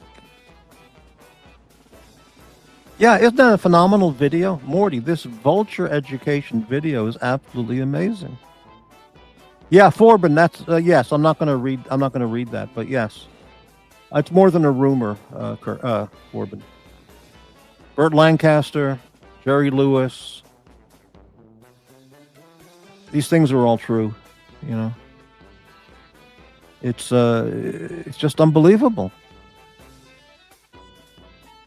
Just unbelievable. I have a marketing team, little Dave. I have an executive board and a marketing team. And a whole back office staff. Thank you for the interest. Right. I mean, I might have an idea. You know, I'll send a memo over to the marketing team and say, what do you think? You know, if it's, Forbin, Zoroastrians. Well, that's the first comment of Zoroastrianism in 7 years on the channel. Well done, Forbin. Zoroastrians, their dead on placed their dead on raised circular towers known as dogmas, or towers of silence for vultures, known as sky burial. Yeah, that was mentioned last night by somebody. Maybe was that you, Forbin, or somebody else? Maybe Tibet. Somebody mentioned that in Tibet or somewhere.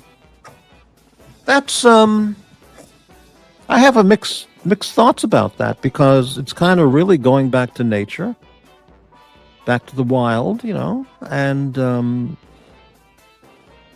you know, I don't like the idea of vultures, you know, chomping away at your bones.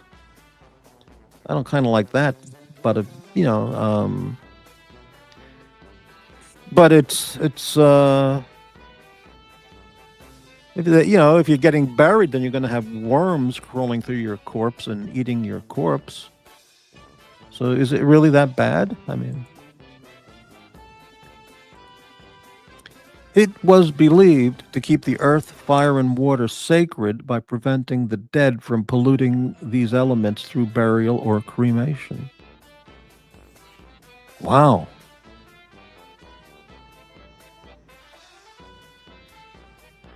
Doesn't seem very timely. Somebody yesterday said that a monk, and it might have been Tibet, that a monk would chop up the body and put it out in a basket for the vultures to come and just take away all the bones and pieces, and wherever they took them, the pieces, that's, back to nature. Blaine. Freddie Mercury was a Zoroastrian. That's correct. He was Iranian heritage. I don't think he went with the traditional burial. Speaking of burials, I need to make my final prepaid arrangements, and I don't have any money for that. Wouldn't some of those wealthy EDMMs just love, to support my cremation fund prepayment, my final demise package plan prepayments? There must be people out there who would just love to support and kick in, some money to help Morty prepay for his final arrangements. I'm not joking, folks. If I don't get the support for my final arrangements prepayment plan, I'm going to be dumped in Potter's Field by the city of Portland. But, Oh, Forbin has been reading those secret texts. Maybe piranhas are faster, or feral hogs, pigs. Well, that's an interesting That's an interesting point. But the thing about the birds, the vultures and stuff, they pick up the bones and they just fly into the off into the horizon, and they might chomp off some flesh that's still there, but the bones just decompose into back to dust, into the dirt.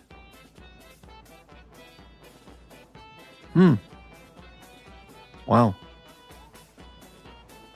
There must be some humble billionaire out there who will help me pay my final arrangements prepayment plan, besides my dental bill. Oh, it's so depressing. I can't imagine vultures dropping my eyeball on its way across a freeway. Well, look at it this way. Is it better than being guillotined? Having your head put on a spike on London Bridge? Is it better getting guillotined and having your head tossed around? You see that movie with Michael Caine and Sean Connery, The Man Who Would Be King? They're in one of those Stan countries, deepest Afghanistan or somewhere like that. And the local sport is like polo, but they're using some head that they, got from somebody they killed, and they're just using the head as the polo ball, or polo, whatever you call it. Not ball, but, the thing. Yeah, the vultures take it away, then the crows and the other birds and the rats and the moles, and then the gnats and the ticks and the mosquitos and the weevils and the leeches and the lampreys crawling around, the mites and dung beetles. So the body is just gone, bones and all. That's it, Forbin, Beachy, and Danny. John Huston said he wanted to make that movie in the 40s, and he wanted to make it with Clark Gable and... Shit, I just went blank. Istanbul? Islamabad? He wanted to make it with Humphrey Bogart and Clark Gable in the late 40s, early 50s, and he just couldn't get it together with the timing and availability and all that.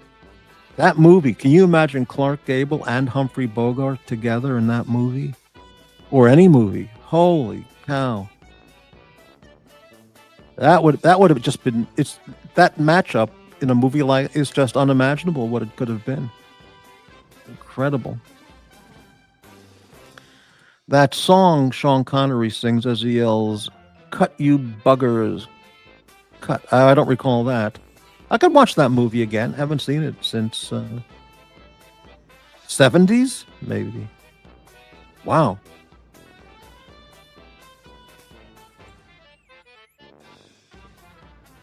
Ah, boy.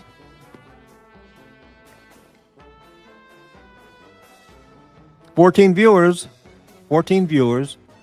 including one lurker and 2 haters. Thank you all for watching. Maybe 2 lurkers and 1 hater.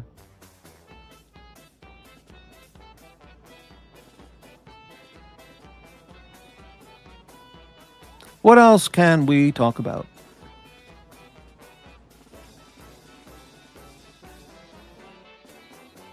I am feeling kind of weird because the pharmacist who gave me the shot said it might take about 6 hours, and then you might start to feel the effects, some effects from the vaccine, which will, like the beginning of a mild flu, body weakness, overall body weakness, and headache, muscle ache.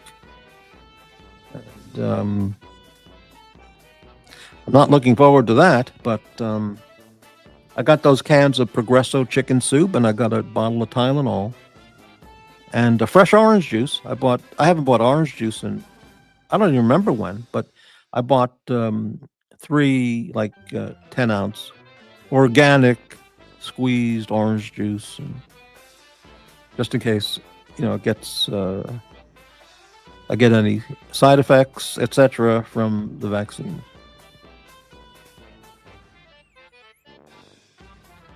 Well, it's 7:50 p.m. 12 people watching at the present time. Been here for 1 hour and 50 minutes, and we'll just keep it going.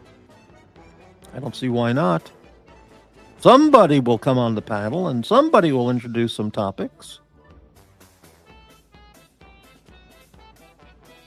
Eventually, maybe. I heard Watch Nicholas is going to Montauk next week. Then I heard him say he's flying into. He said, now this is what he said, so this is not confidential. I mean, he said it on his show. He's flying into Providence, Rhode Island. I think that's what he said. Well, Providence. He's flying into Providence, Rhode Island. Then he's going to Montauk. And then he said, I don't know where that is. I think it's somewhere in upstate New York. Unbelievable. He has no idea where Montauk is. Montauk Point is the easternmost part, the easternmost location of Long Island, New York. That's where Montauk Point is. It's an Indian name, Montauk. Many of the towns on Long Island are Indian-derived names. Well, in New York as well, I mean, yeah. And I know all about it, and I can't believe he didn't tell me he was going to Montauk Point, because I'd have met him there. I'd have showed him some places he'll never know about when he's there. Yeah, well, that's how it goes. But he didn't know where it was. He thought it was somewhere in upstate New York. I mean, like, Jesus, unbelievable. Mick Jagger has a place out in Montauk, not the Hamptons, which it's not that far from the Hamptons, but it's further east from the Hamptons, where George Costanza has a house.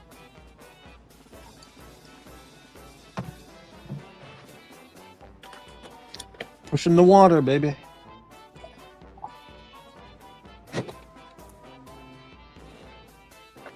All right, we're looking for content. We're looking for panelists. We're looking for channel micro donors. We're looking for leeches, gnats and ticks, dung beetles to join the chat, to join the panel. Haters, lurkers, are all welcome.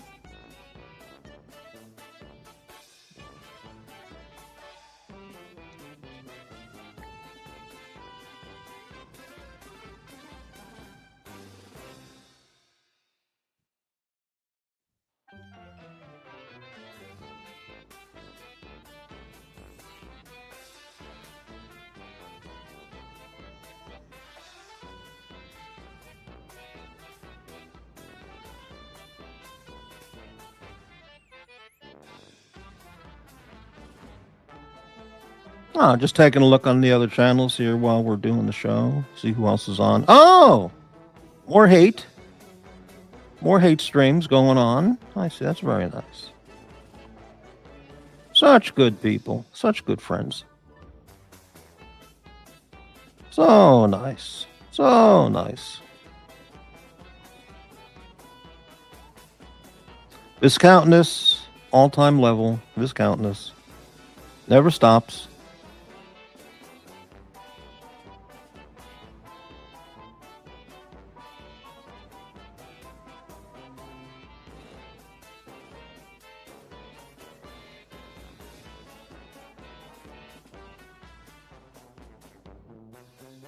Yeah, right. Well, this is what they do. They can't stop themselves. They have zero impulse control.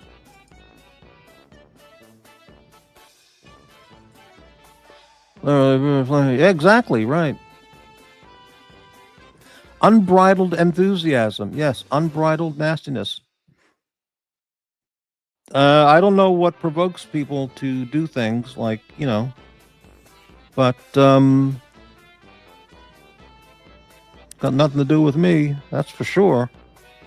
It's true. It is true. But stick around, my friends. It will get better.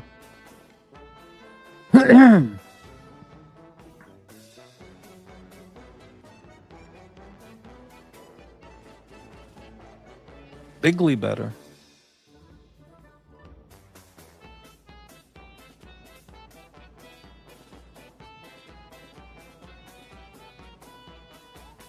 Mm-hmm. How bigly? Bigly. All right, let's continue on here. Chris F. Envy, jealousy, and air fryers. That's what provokes them. Because I don't know. It's,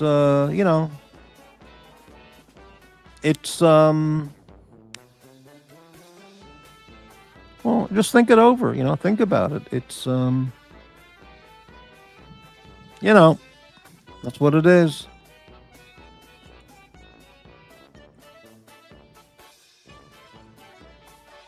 Yeah, it's very sad. What can you do? But anyway, I mean, it's sad for them. Very sad. But hey, over here we're celebrating Leeches and that poor trout in the picture and enjoying the carnival sideshow music. And the company of Forbin Colossus. Leeches are medical leeches smaller than the ones used to prevent blood from coagulating. Yeah, doctors, they use them around the world. They found that leeches can be used in medical treatments for, I forgot what the conditions were, but they'll apply leeches strategically on the person's face or body or whatever for some particular purpose. Now, I don't remember what that was about. Exactly, Chris. It's all on them, and there's a lot more involved in that on their side, but, it's called self-immolating face blasting. What else can I say? Or it's self-directed face blasting. That's what it is, to use the vocabulary that they use over there. Yeah. But I mean, what else can you say?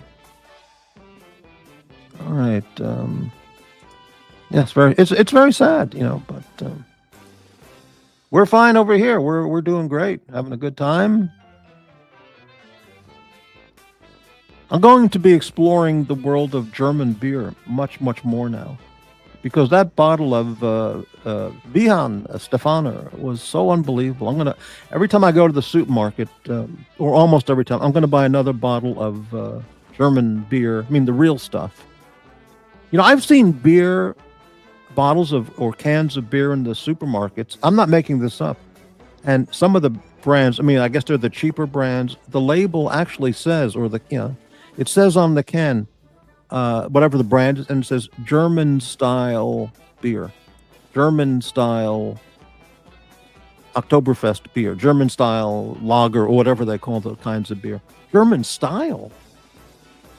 Why would anybody buy a bottle of beer that says German style and it's brewed in, where?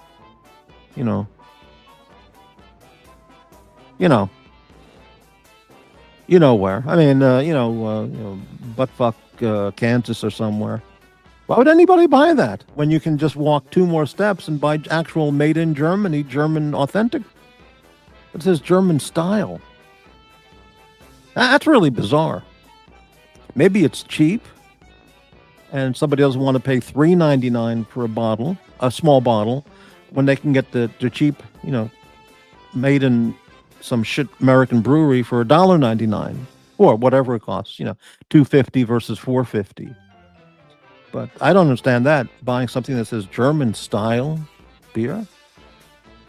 Just buy the real thing. I mean, it's not like you're buying a Rolex and a Rolex is $10,000 and you found some website where you can buy a Chinese-made Rolex lookalike with a 2824 movement and superluminova and sapphire glass crystal with AR coating. Well then, yeah, buy that one for $200. He goes, why not?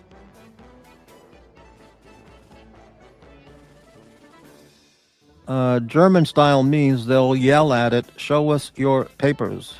Woo. Wow. Wow. Remember in The Great Escape, David McCallum was on the train. He got as far as the train station, and the Gestapo guy was on the train, and he stopped talking to all the passengers, and he asked David McCallum for his papers. He was reading a German newspaper at the time, which looked good, and he was dressed in a businessman suit, And so he looked like a German, businessman. So, and he spoke some basic German, enough, and he showed the guy the forged papers that Donald Pleasance made. And the Gestapo guy asked him a couple questions, and he had a good German answer for him. And he gave back the papers and moved on to the next guy. And man, he must have felt like, holy. But then he got killed at the train station when they arrived at the next train station. That was one of the great. That was, for my opinion, that was one of the best death movie scenes in movies, when David McCallum got killed by the Gestapo guys at the train station in The Great Escape. Very, very sad. You really felt like, oh, because he was such a nice guy. And you wanted him to get out to make it. But he got killed because he protected Bartlett and the security guy, the Scottish guy. What was his name? Oh, I don't remember. But that's when they got caught by the Gestapo guy when they were getting on the bus, and Bartlett spoke perfect German, So they got on the bus, and then he gave him that trick where he said, the Gestapo guy says, as they're getting on the bus, "Have a good trip," and then he says, "Thank you." Then he realized he got caught. He fucked up, and then David McCallum made the break, and they shot him so those two guys could get away. Yeah, wow, what a movie. A bottle of beer in Australia is called a stubby. Wow, that's interesting. Maybe I'll get to use that sometime in a conversation with an Aussie. Pete Helms. Leeches are applied after skin grafts because they release anticoagulants that help revive damaged capillaries. Holy cow. They release anticoagulants that help revive damaged. Amazing. If I ever had that happen to me, and they're going to put leeches on wherever part of my body, I would ask to please knock me out. Give me a good morphine blast, or just knock me out for a while. I don't want to be awake while there are leeches crawling on my skin. Shit.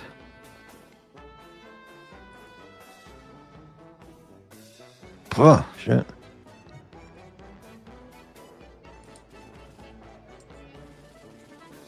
Oh, just look at these things. Wow. Dung beetle. What a life. The dung beetle goes home after work, and he meets Mrs. Dung Beetle. He goes, "How was your day, honey?" He says, "Boy, did I have a dung ball today. You should have seen it. It was the biggest one in town. I'm wiped out. How about a beer, baby?" Dung beetles.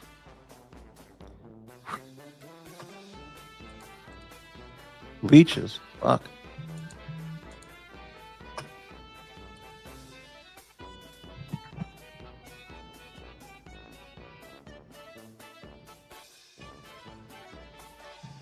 Hate, hate, hate. Ain't it great? Hate, hate, hate. Just go masturbate. With the hate, hate, hate. Jesus, incredible, amazing.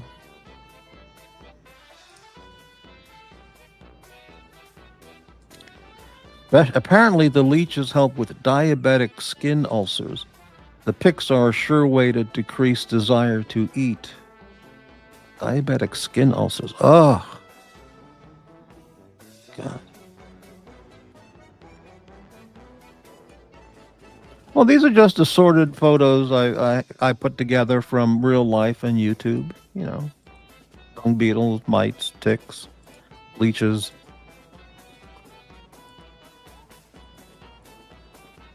Oh, weevils.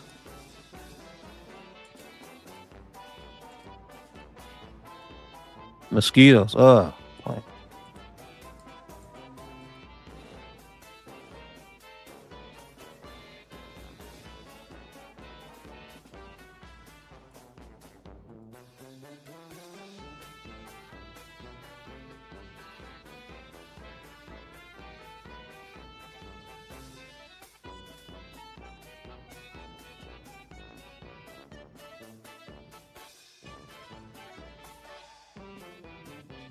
15 people. Thank you all for watching the channel. I know you're tempted to go over to the other channels and, you know, hang out with the hate and the lies and the viciousness and the viscountness and the fake stories and all that. But, you know, whatever. You're welcome here. You know, it's very nice.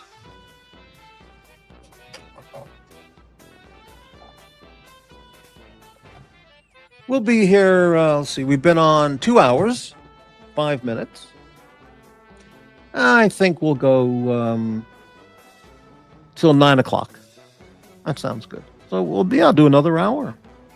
Another hour of vulture content in a very relaxed format.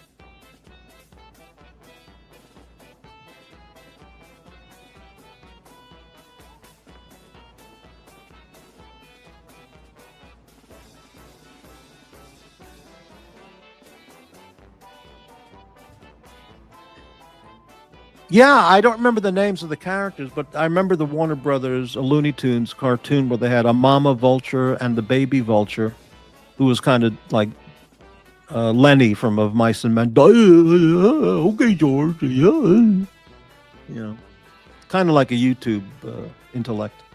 And it might have been a Daffy Duck or a Bugs Bunny cartoon. I can't remember. And they made a few of those with the vulture character, but I don't remember the names of the vultures. But Warner Brothers cartoons just, you know, unless I'm mistaken, Mel Blanc never got an Academy Award. You would think that this guy who contributed 50 years of his life, you know, to entertainment and movies, the animated, you know, the cartoons, and that he would have gotten an honorary Academy Award. And I don't think he did. If I'm mistaken, I mean, I'd be happy to be mistaken, but it's just incredible. It's mind-boggling. You know, I would have to look it up to see if the Academy ever gave him an honorary Academy Award for contribution to film and animated films and entertainment, and for his tremendous creativity and talent. And they were probably too busy giving LL Cool J an Academy Award. So, hey, Mike the Mistake. Max Carter, hey man, how you doing?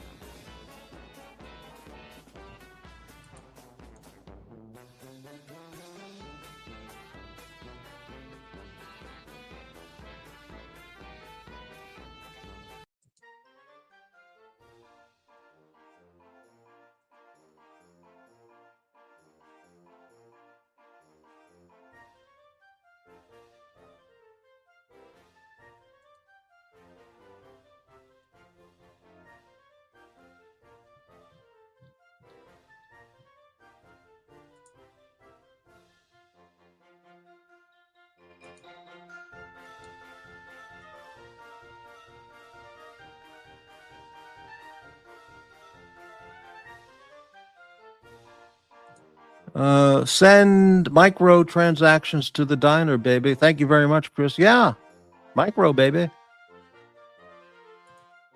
Little Dave, did you see what's on? He can't stop.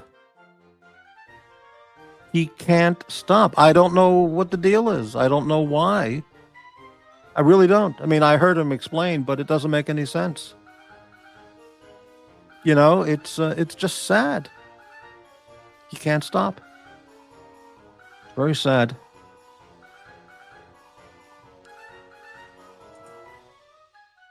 Very sad. For them, you know, it really is. But, you know, whatever.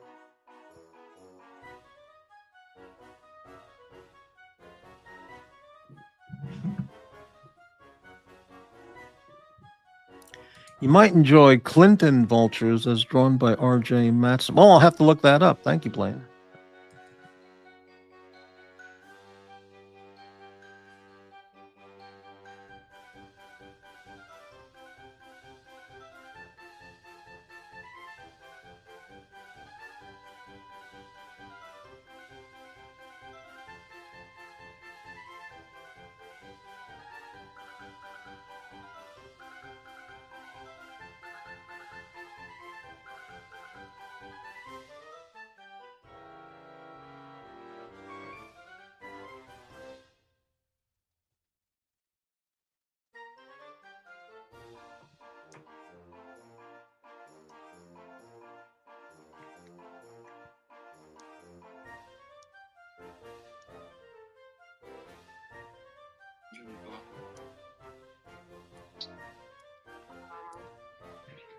Yeah, amazing.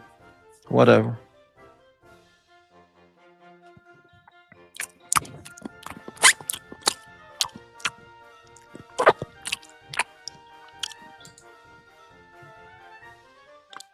I don't remember if I had dinner tonight. I think that vaccine is starting to affect my brain. Did I? I don't know. I'm not hungry at all, so don't know.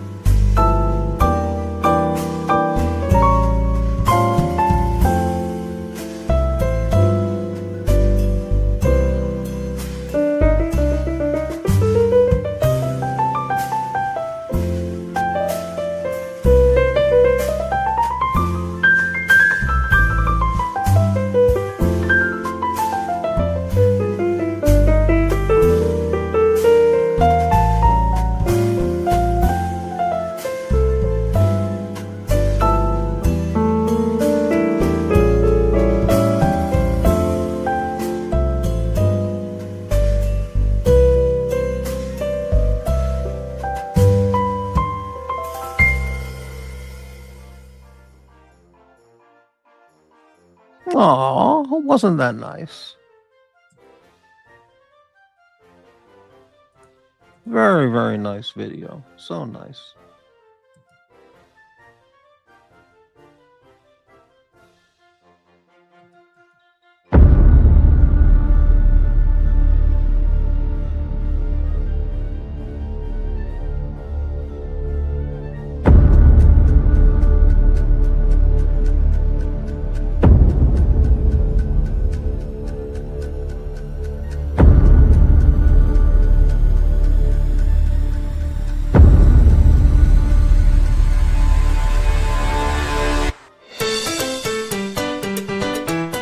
Morty's Diner. Sometimes the diner has vile and vicious visitors, but we always clear out the alien fecal matter.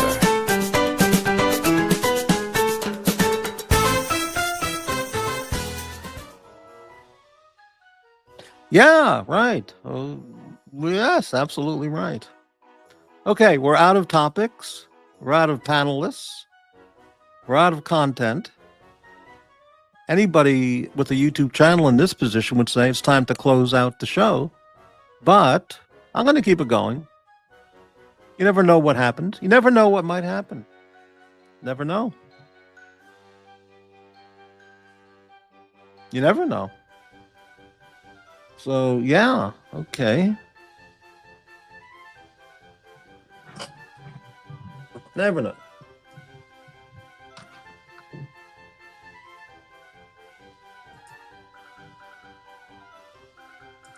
How about switching from airborne to waterborne creatures, such as the Candiru? I don't know what that is. Hey, good evening, Brightling. Great to see you. Max, how are you? The Candiru. Let me look that up. Never heard of that.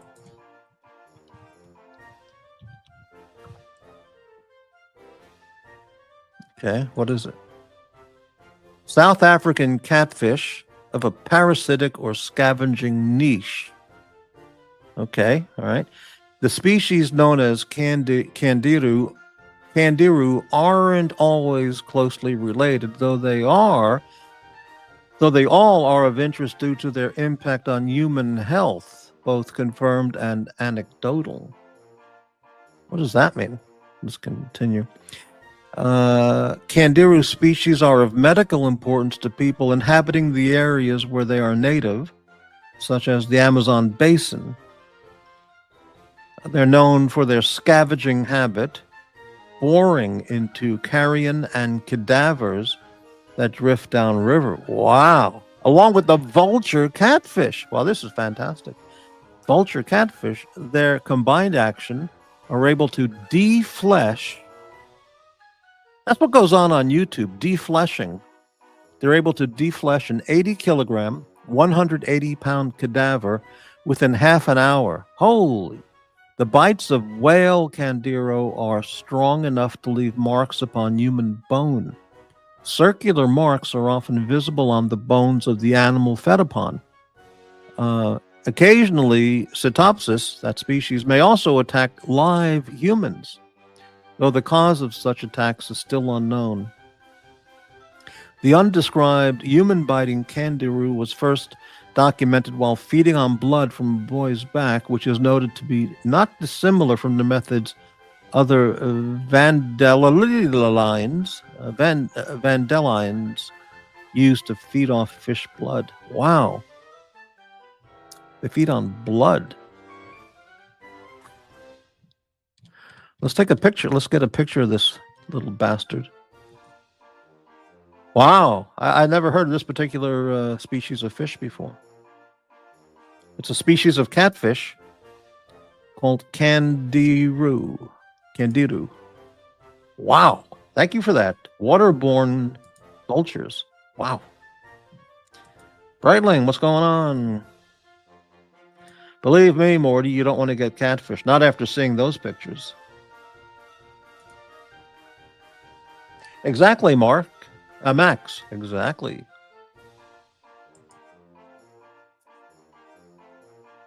You know, my mind is just totally blank. I think it's after that Istanbul Islamabad fiasco last night.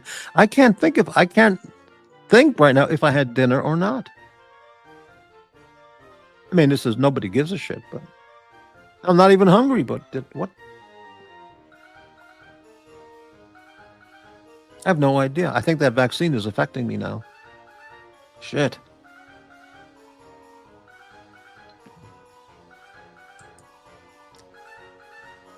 Yeah.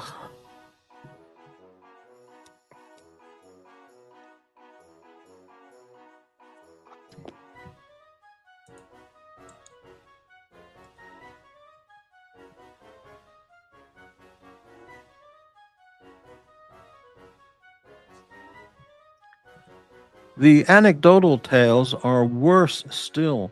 They will detect someone relieving themselves in the river and swim up the urethra. I've heard about that. I didn't know it was that particular fish, but I heard about that in the Amazon area, in the Congo and the Amazon. That those, yeah. Holy shit.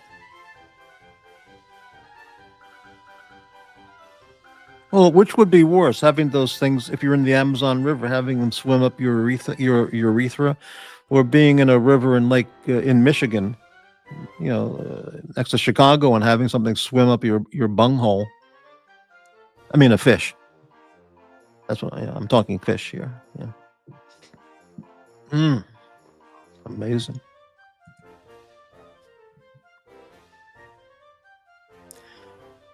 Yeah. Wow.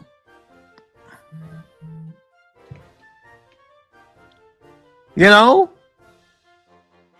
Monte canned vegetables were on sale today. 3 for $5.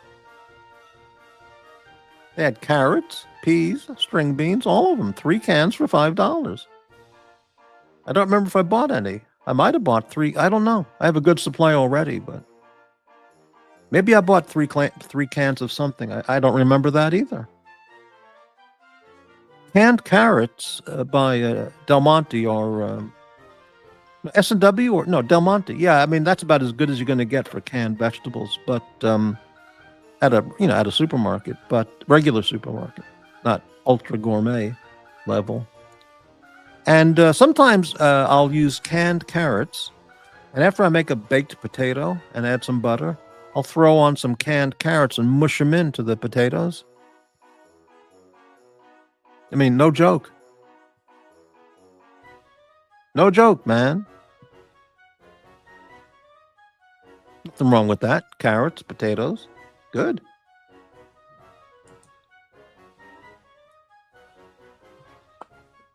Oh, man.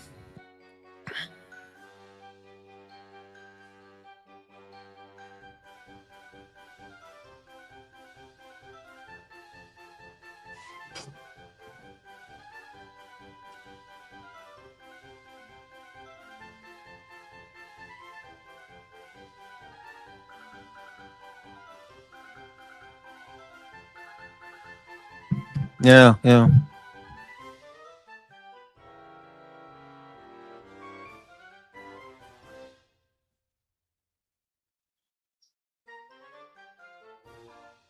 I'm gonna load the dishwasher tonight after the show.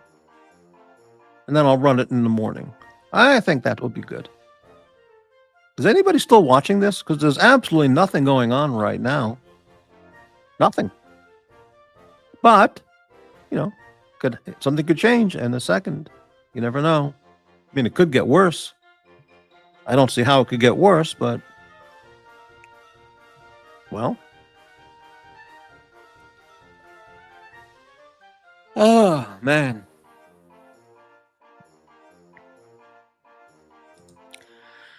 The brunette in Margin Call. I may have seen that film. It sounds familiar. At the final sales meeting, seated at the table on the left. Okay, I don't know if I saw that. Maybe I saw a clip from it. I'll look up the movie, Blaine, and I'll just move the cursor all the way to the end, and I'll look for the brunette seated at the table on the left. I'm not going to watch the movie. I'll just look for that.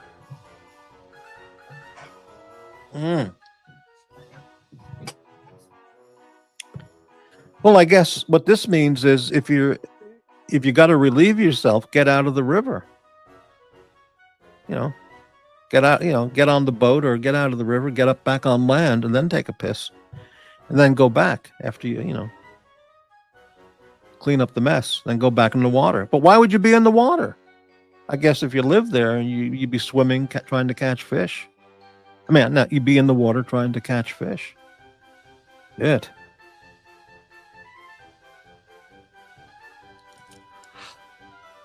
Oh, man, I'm tired. Sure, let me look up Margin Call.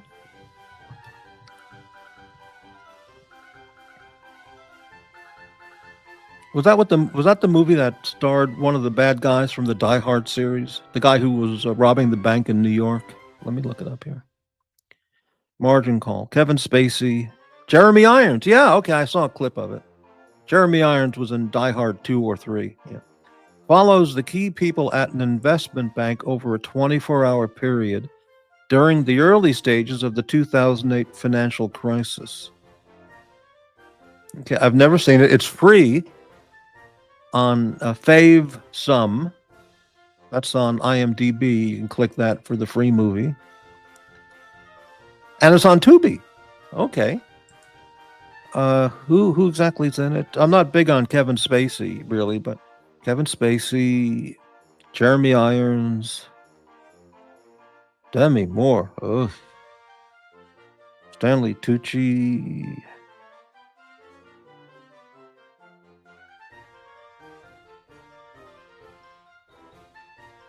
Oh, him. That's the guy from The Sopranos, Al Sapienza. He played Mikey. Is that right? Yeah, Mikey. He was very good. They were all very good in The Sopranos. It's hard to pick out one actor in The Sopranos that didn't do a solid job. Okay. 7.1 out of 10 for user reviews. Doesn't sound that bad. I mean, I prefer not to watch Kevin Spacey, but...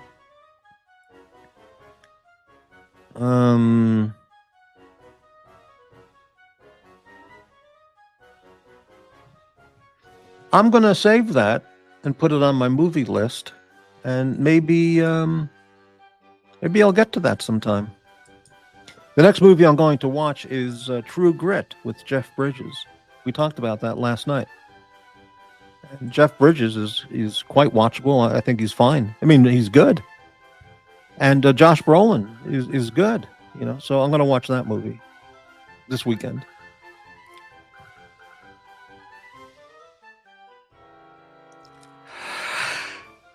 Ah.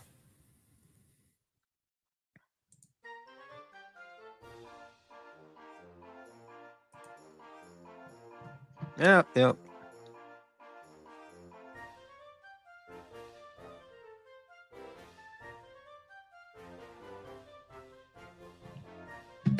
Yep.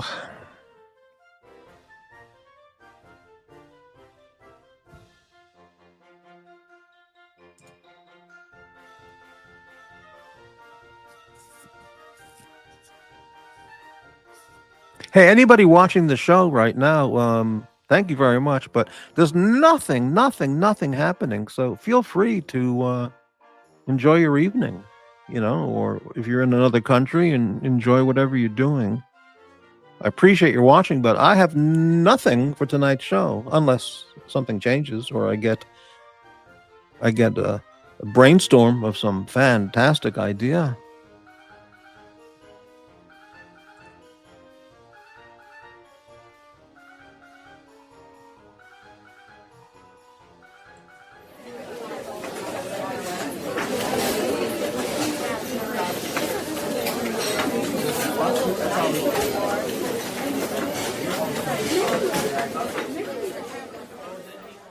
Hey, can I get a cup of coffee over here? It's like my father told me, Morty. Keep your friends close and your enemies closer. This live streaming racket can be the ticket, but there will always be someone looking to take over as the boss. Watch yourself, Morty. There are other families in the live stream world that don't play by any code of conduct as our family does.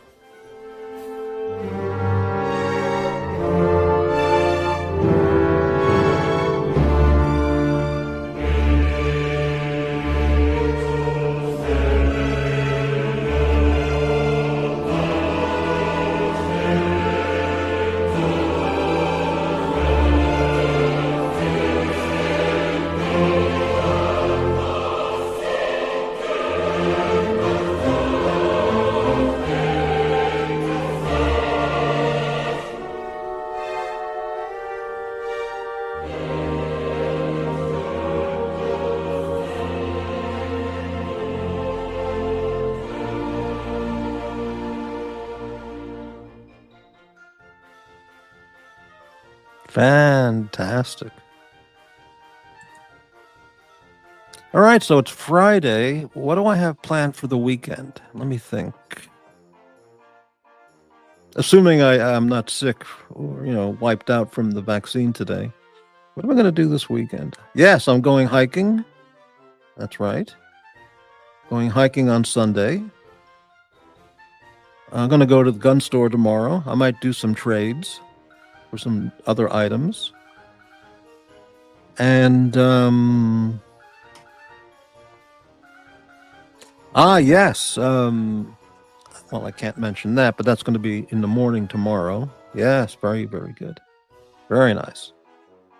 And other stuff.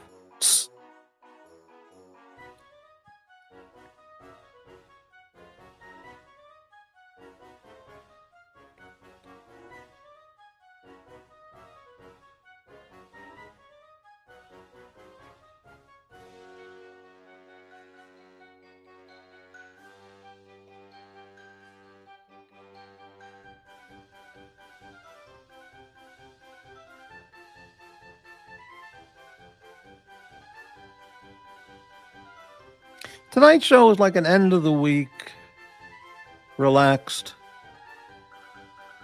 next to no content, take a breather kind of show.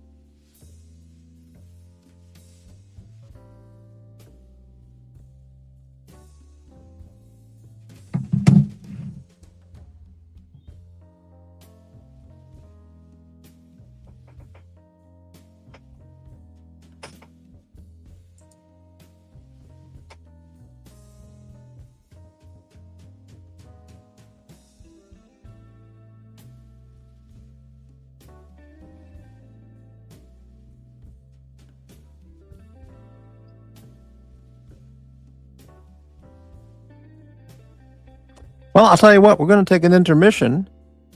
We could sure use an intermission. Thank you all for watching. If you want to take off and explore what's on YouTube, by all means, because ain't nothing going on here unless something extraordinarily surprising or unexpected, I should say, happens. And we get some real content moving. So we're going to take an intermission, and I'm going to get up and take a stretch, and etc.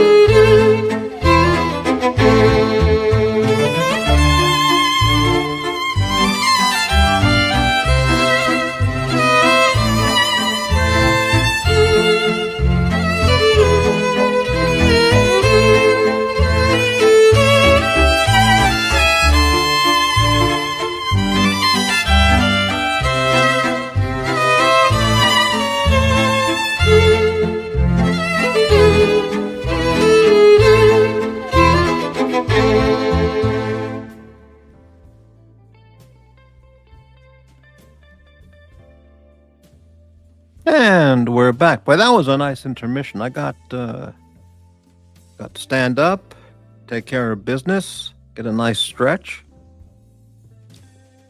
go to the kitchen. So yeah, very, very good.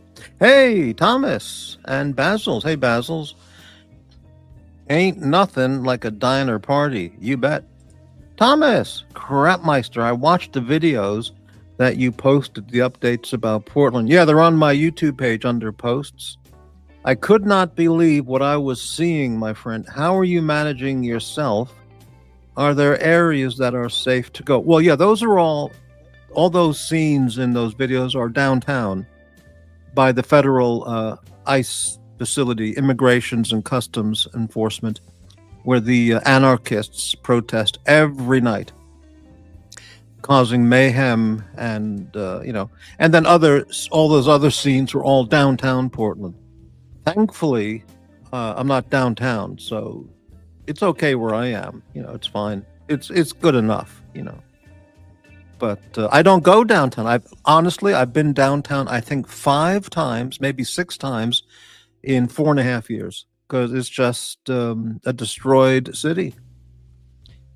The governor, the mayor, both fanatic liberal LGBTQs, the city council, the state legislature, they're all demented leftists, anti-America haters, brain damaged liberals, and this was one of the most beautiful cities in America, along with Seattle, San Francisco too, and destroyed, and no signs of turning around because of the leadership in these cities, and the I don't say subhuman, the garbage people who have occupied these cities. Yes, it's a shithole. Yeah, I can't imagine Thomas living in a nice, hundreds of years old country village, where, hasn't changed since, King Richard III era. And you turn on the TV and look at Portland, you go, my God, what the hell's going on there? Yeah, Portland is worse than San Francisco. Portland and Chicago. Portland is ground zero for mental cases in America. Destructive, anarchistic, America haters, low information. Severely low information. People filled, just consumed with hate against. They're insane. They're mentally ill and insane. Yeah, and Portland won, Chicago 2, but they're both completely collapsing. And we're all waiting, for Trump to send. He's authorized. He has the authorization. He's allowed to send in. He can federalize the National Guard in Oregon and send in troops, and just stop all this insanity. And he can do it in Chicago too. And I think it would be great if he does that. When he does that. Little Dave, I go to San Francisco a few times a week. Really? It's getting better, but still has problems. Do you enjoy shopping at the Westfield Shopping Center in Union Square? Is that getting better, Little Dave? Do you still need a poop map to get around Portland? A poop website? Or is the poop being cleaned up? How about South of Market? Do you like walking around down there? You feel safe? Jeez, incredible. Is there any tourism still left in San Francisco along the waterfront and the Fisherman's Wharf and Union Square? And just incredible.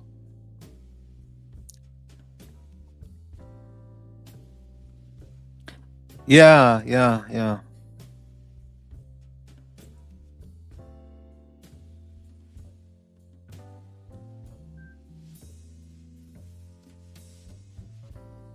Mm-hmm. Yeah, that's not happening here, Dave. The only people who come to Portland for tourism are people who don't know what it's like here, because they just, they come from Asian countries like China, and they come, or, Japan or whatever, and they come for a visit, to America and they want to see Portland, and they go to Voodoo Donuts. They walk around downtown, and they must be absolutely aghast what they see downtown. People sleeping in the streets, tents all over downtown, and just the most vile, bottom of the barrel people staggering around, mentally ill. I mean, really, mentally ill people. And I mean, like YouTube, mentally ill people staggering around YouTube. It's scary. Imagine being a young Japanese girl and a couple of you're walking around with your girlfriend, friends, and you see you come from from Japan or whatever, and you see this shithole cesspool city. It's just incredible, unbelievable.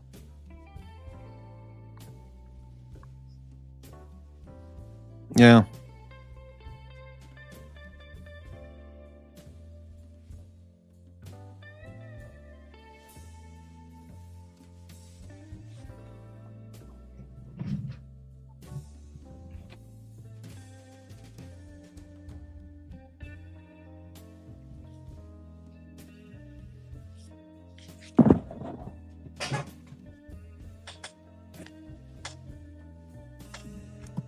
Yeah.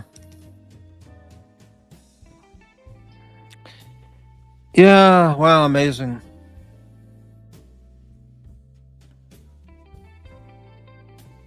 Two hours and 41 minutes. We'll wrap up the show at the 3-hour mark, which will be 9 o'clock. Yeah, we'll wrap it up at 9 p.m. 15 minutes. Well, what's more of a shame than that, Dave, is that the city governments, the state governments, don't grab hold of the disaster going on and take charge. They're Americans and they're traitors.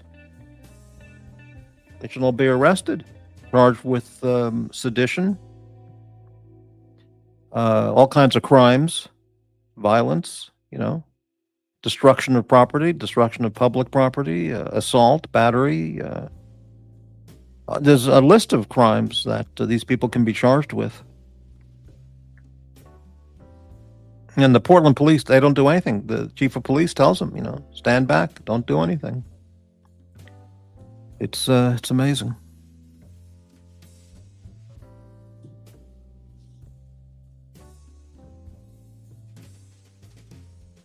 Yeah, actually, and also, little Dave, some of these people are not Americans. They're illegal aliens. That's correct. Right.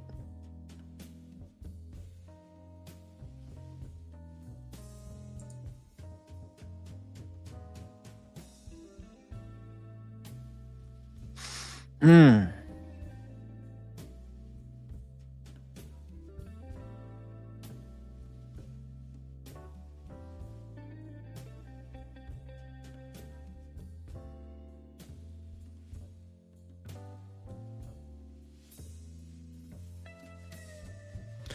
Exactly. Just like Barry and Big Mike, the enemy within. Pelosi, Schumer, Newsom, all of them, Biden, Dr. Jill, and on and on and on.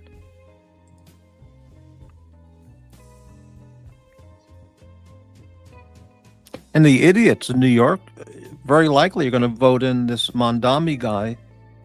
I mean, they've lost their minds. New York liberals, they already had lost their minds, but voting in this guy to become the next mayor is just suicide for the city. It's just, they want to destroy the city. They're so stupid. They have no idea what they're doing or going to do when they vote for him.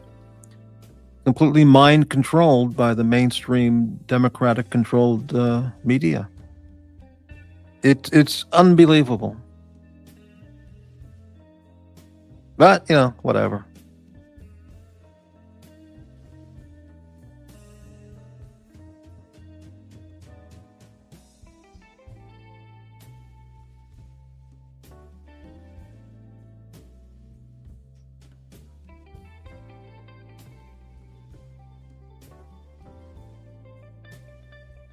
So I've made a book list.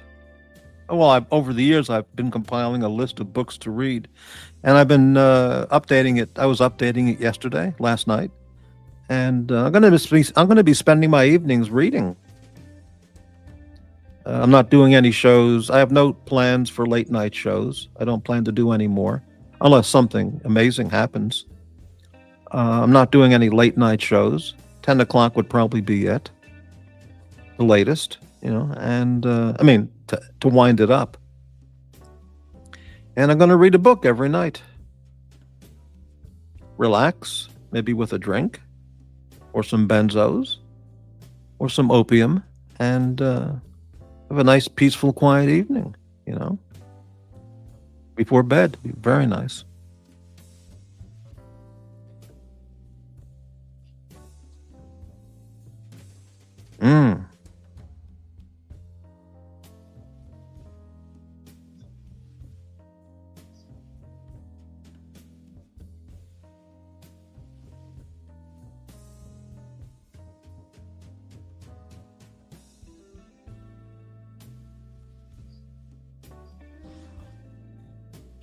Little Dave, after 10 p.m. is just a cesspool. Well, that's true, right? It's just a cesspool on the streams.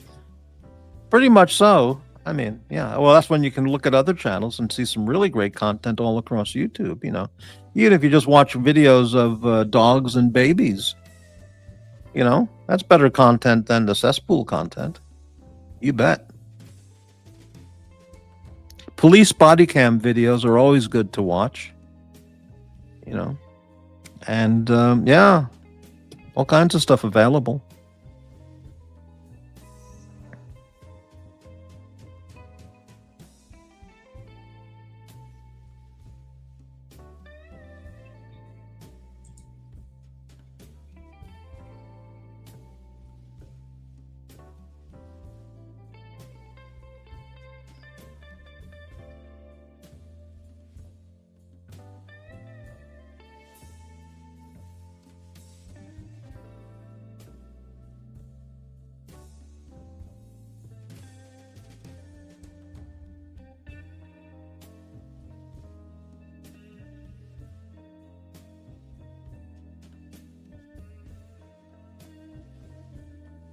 You think so, Dave? Oh, well, yeah, we're going to wrap up at 9 p.m., which is 13 minutes. I have nothing more to say unless,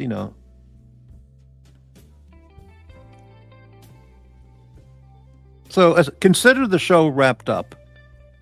Everybody, consider the show done and wrapped up. I'm just going to sit here till 9 o'clock. Okay? Is that a deal? So I'll be here till 9 o'clock. But the show's wrapped up. Yeah, well, there's always Viscountess 24/7 on those other channels. It's round the clock, Viscountess.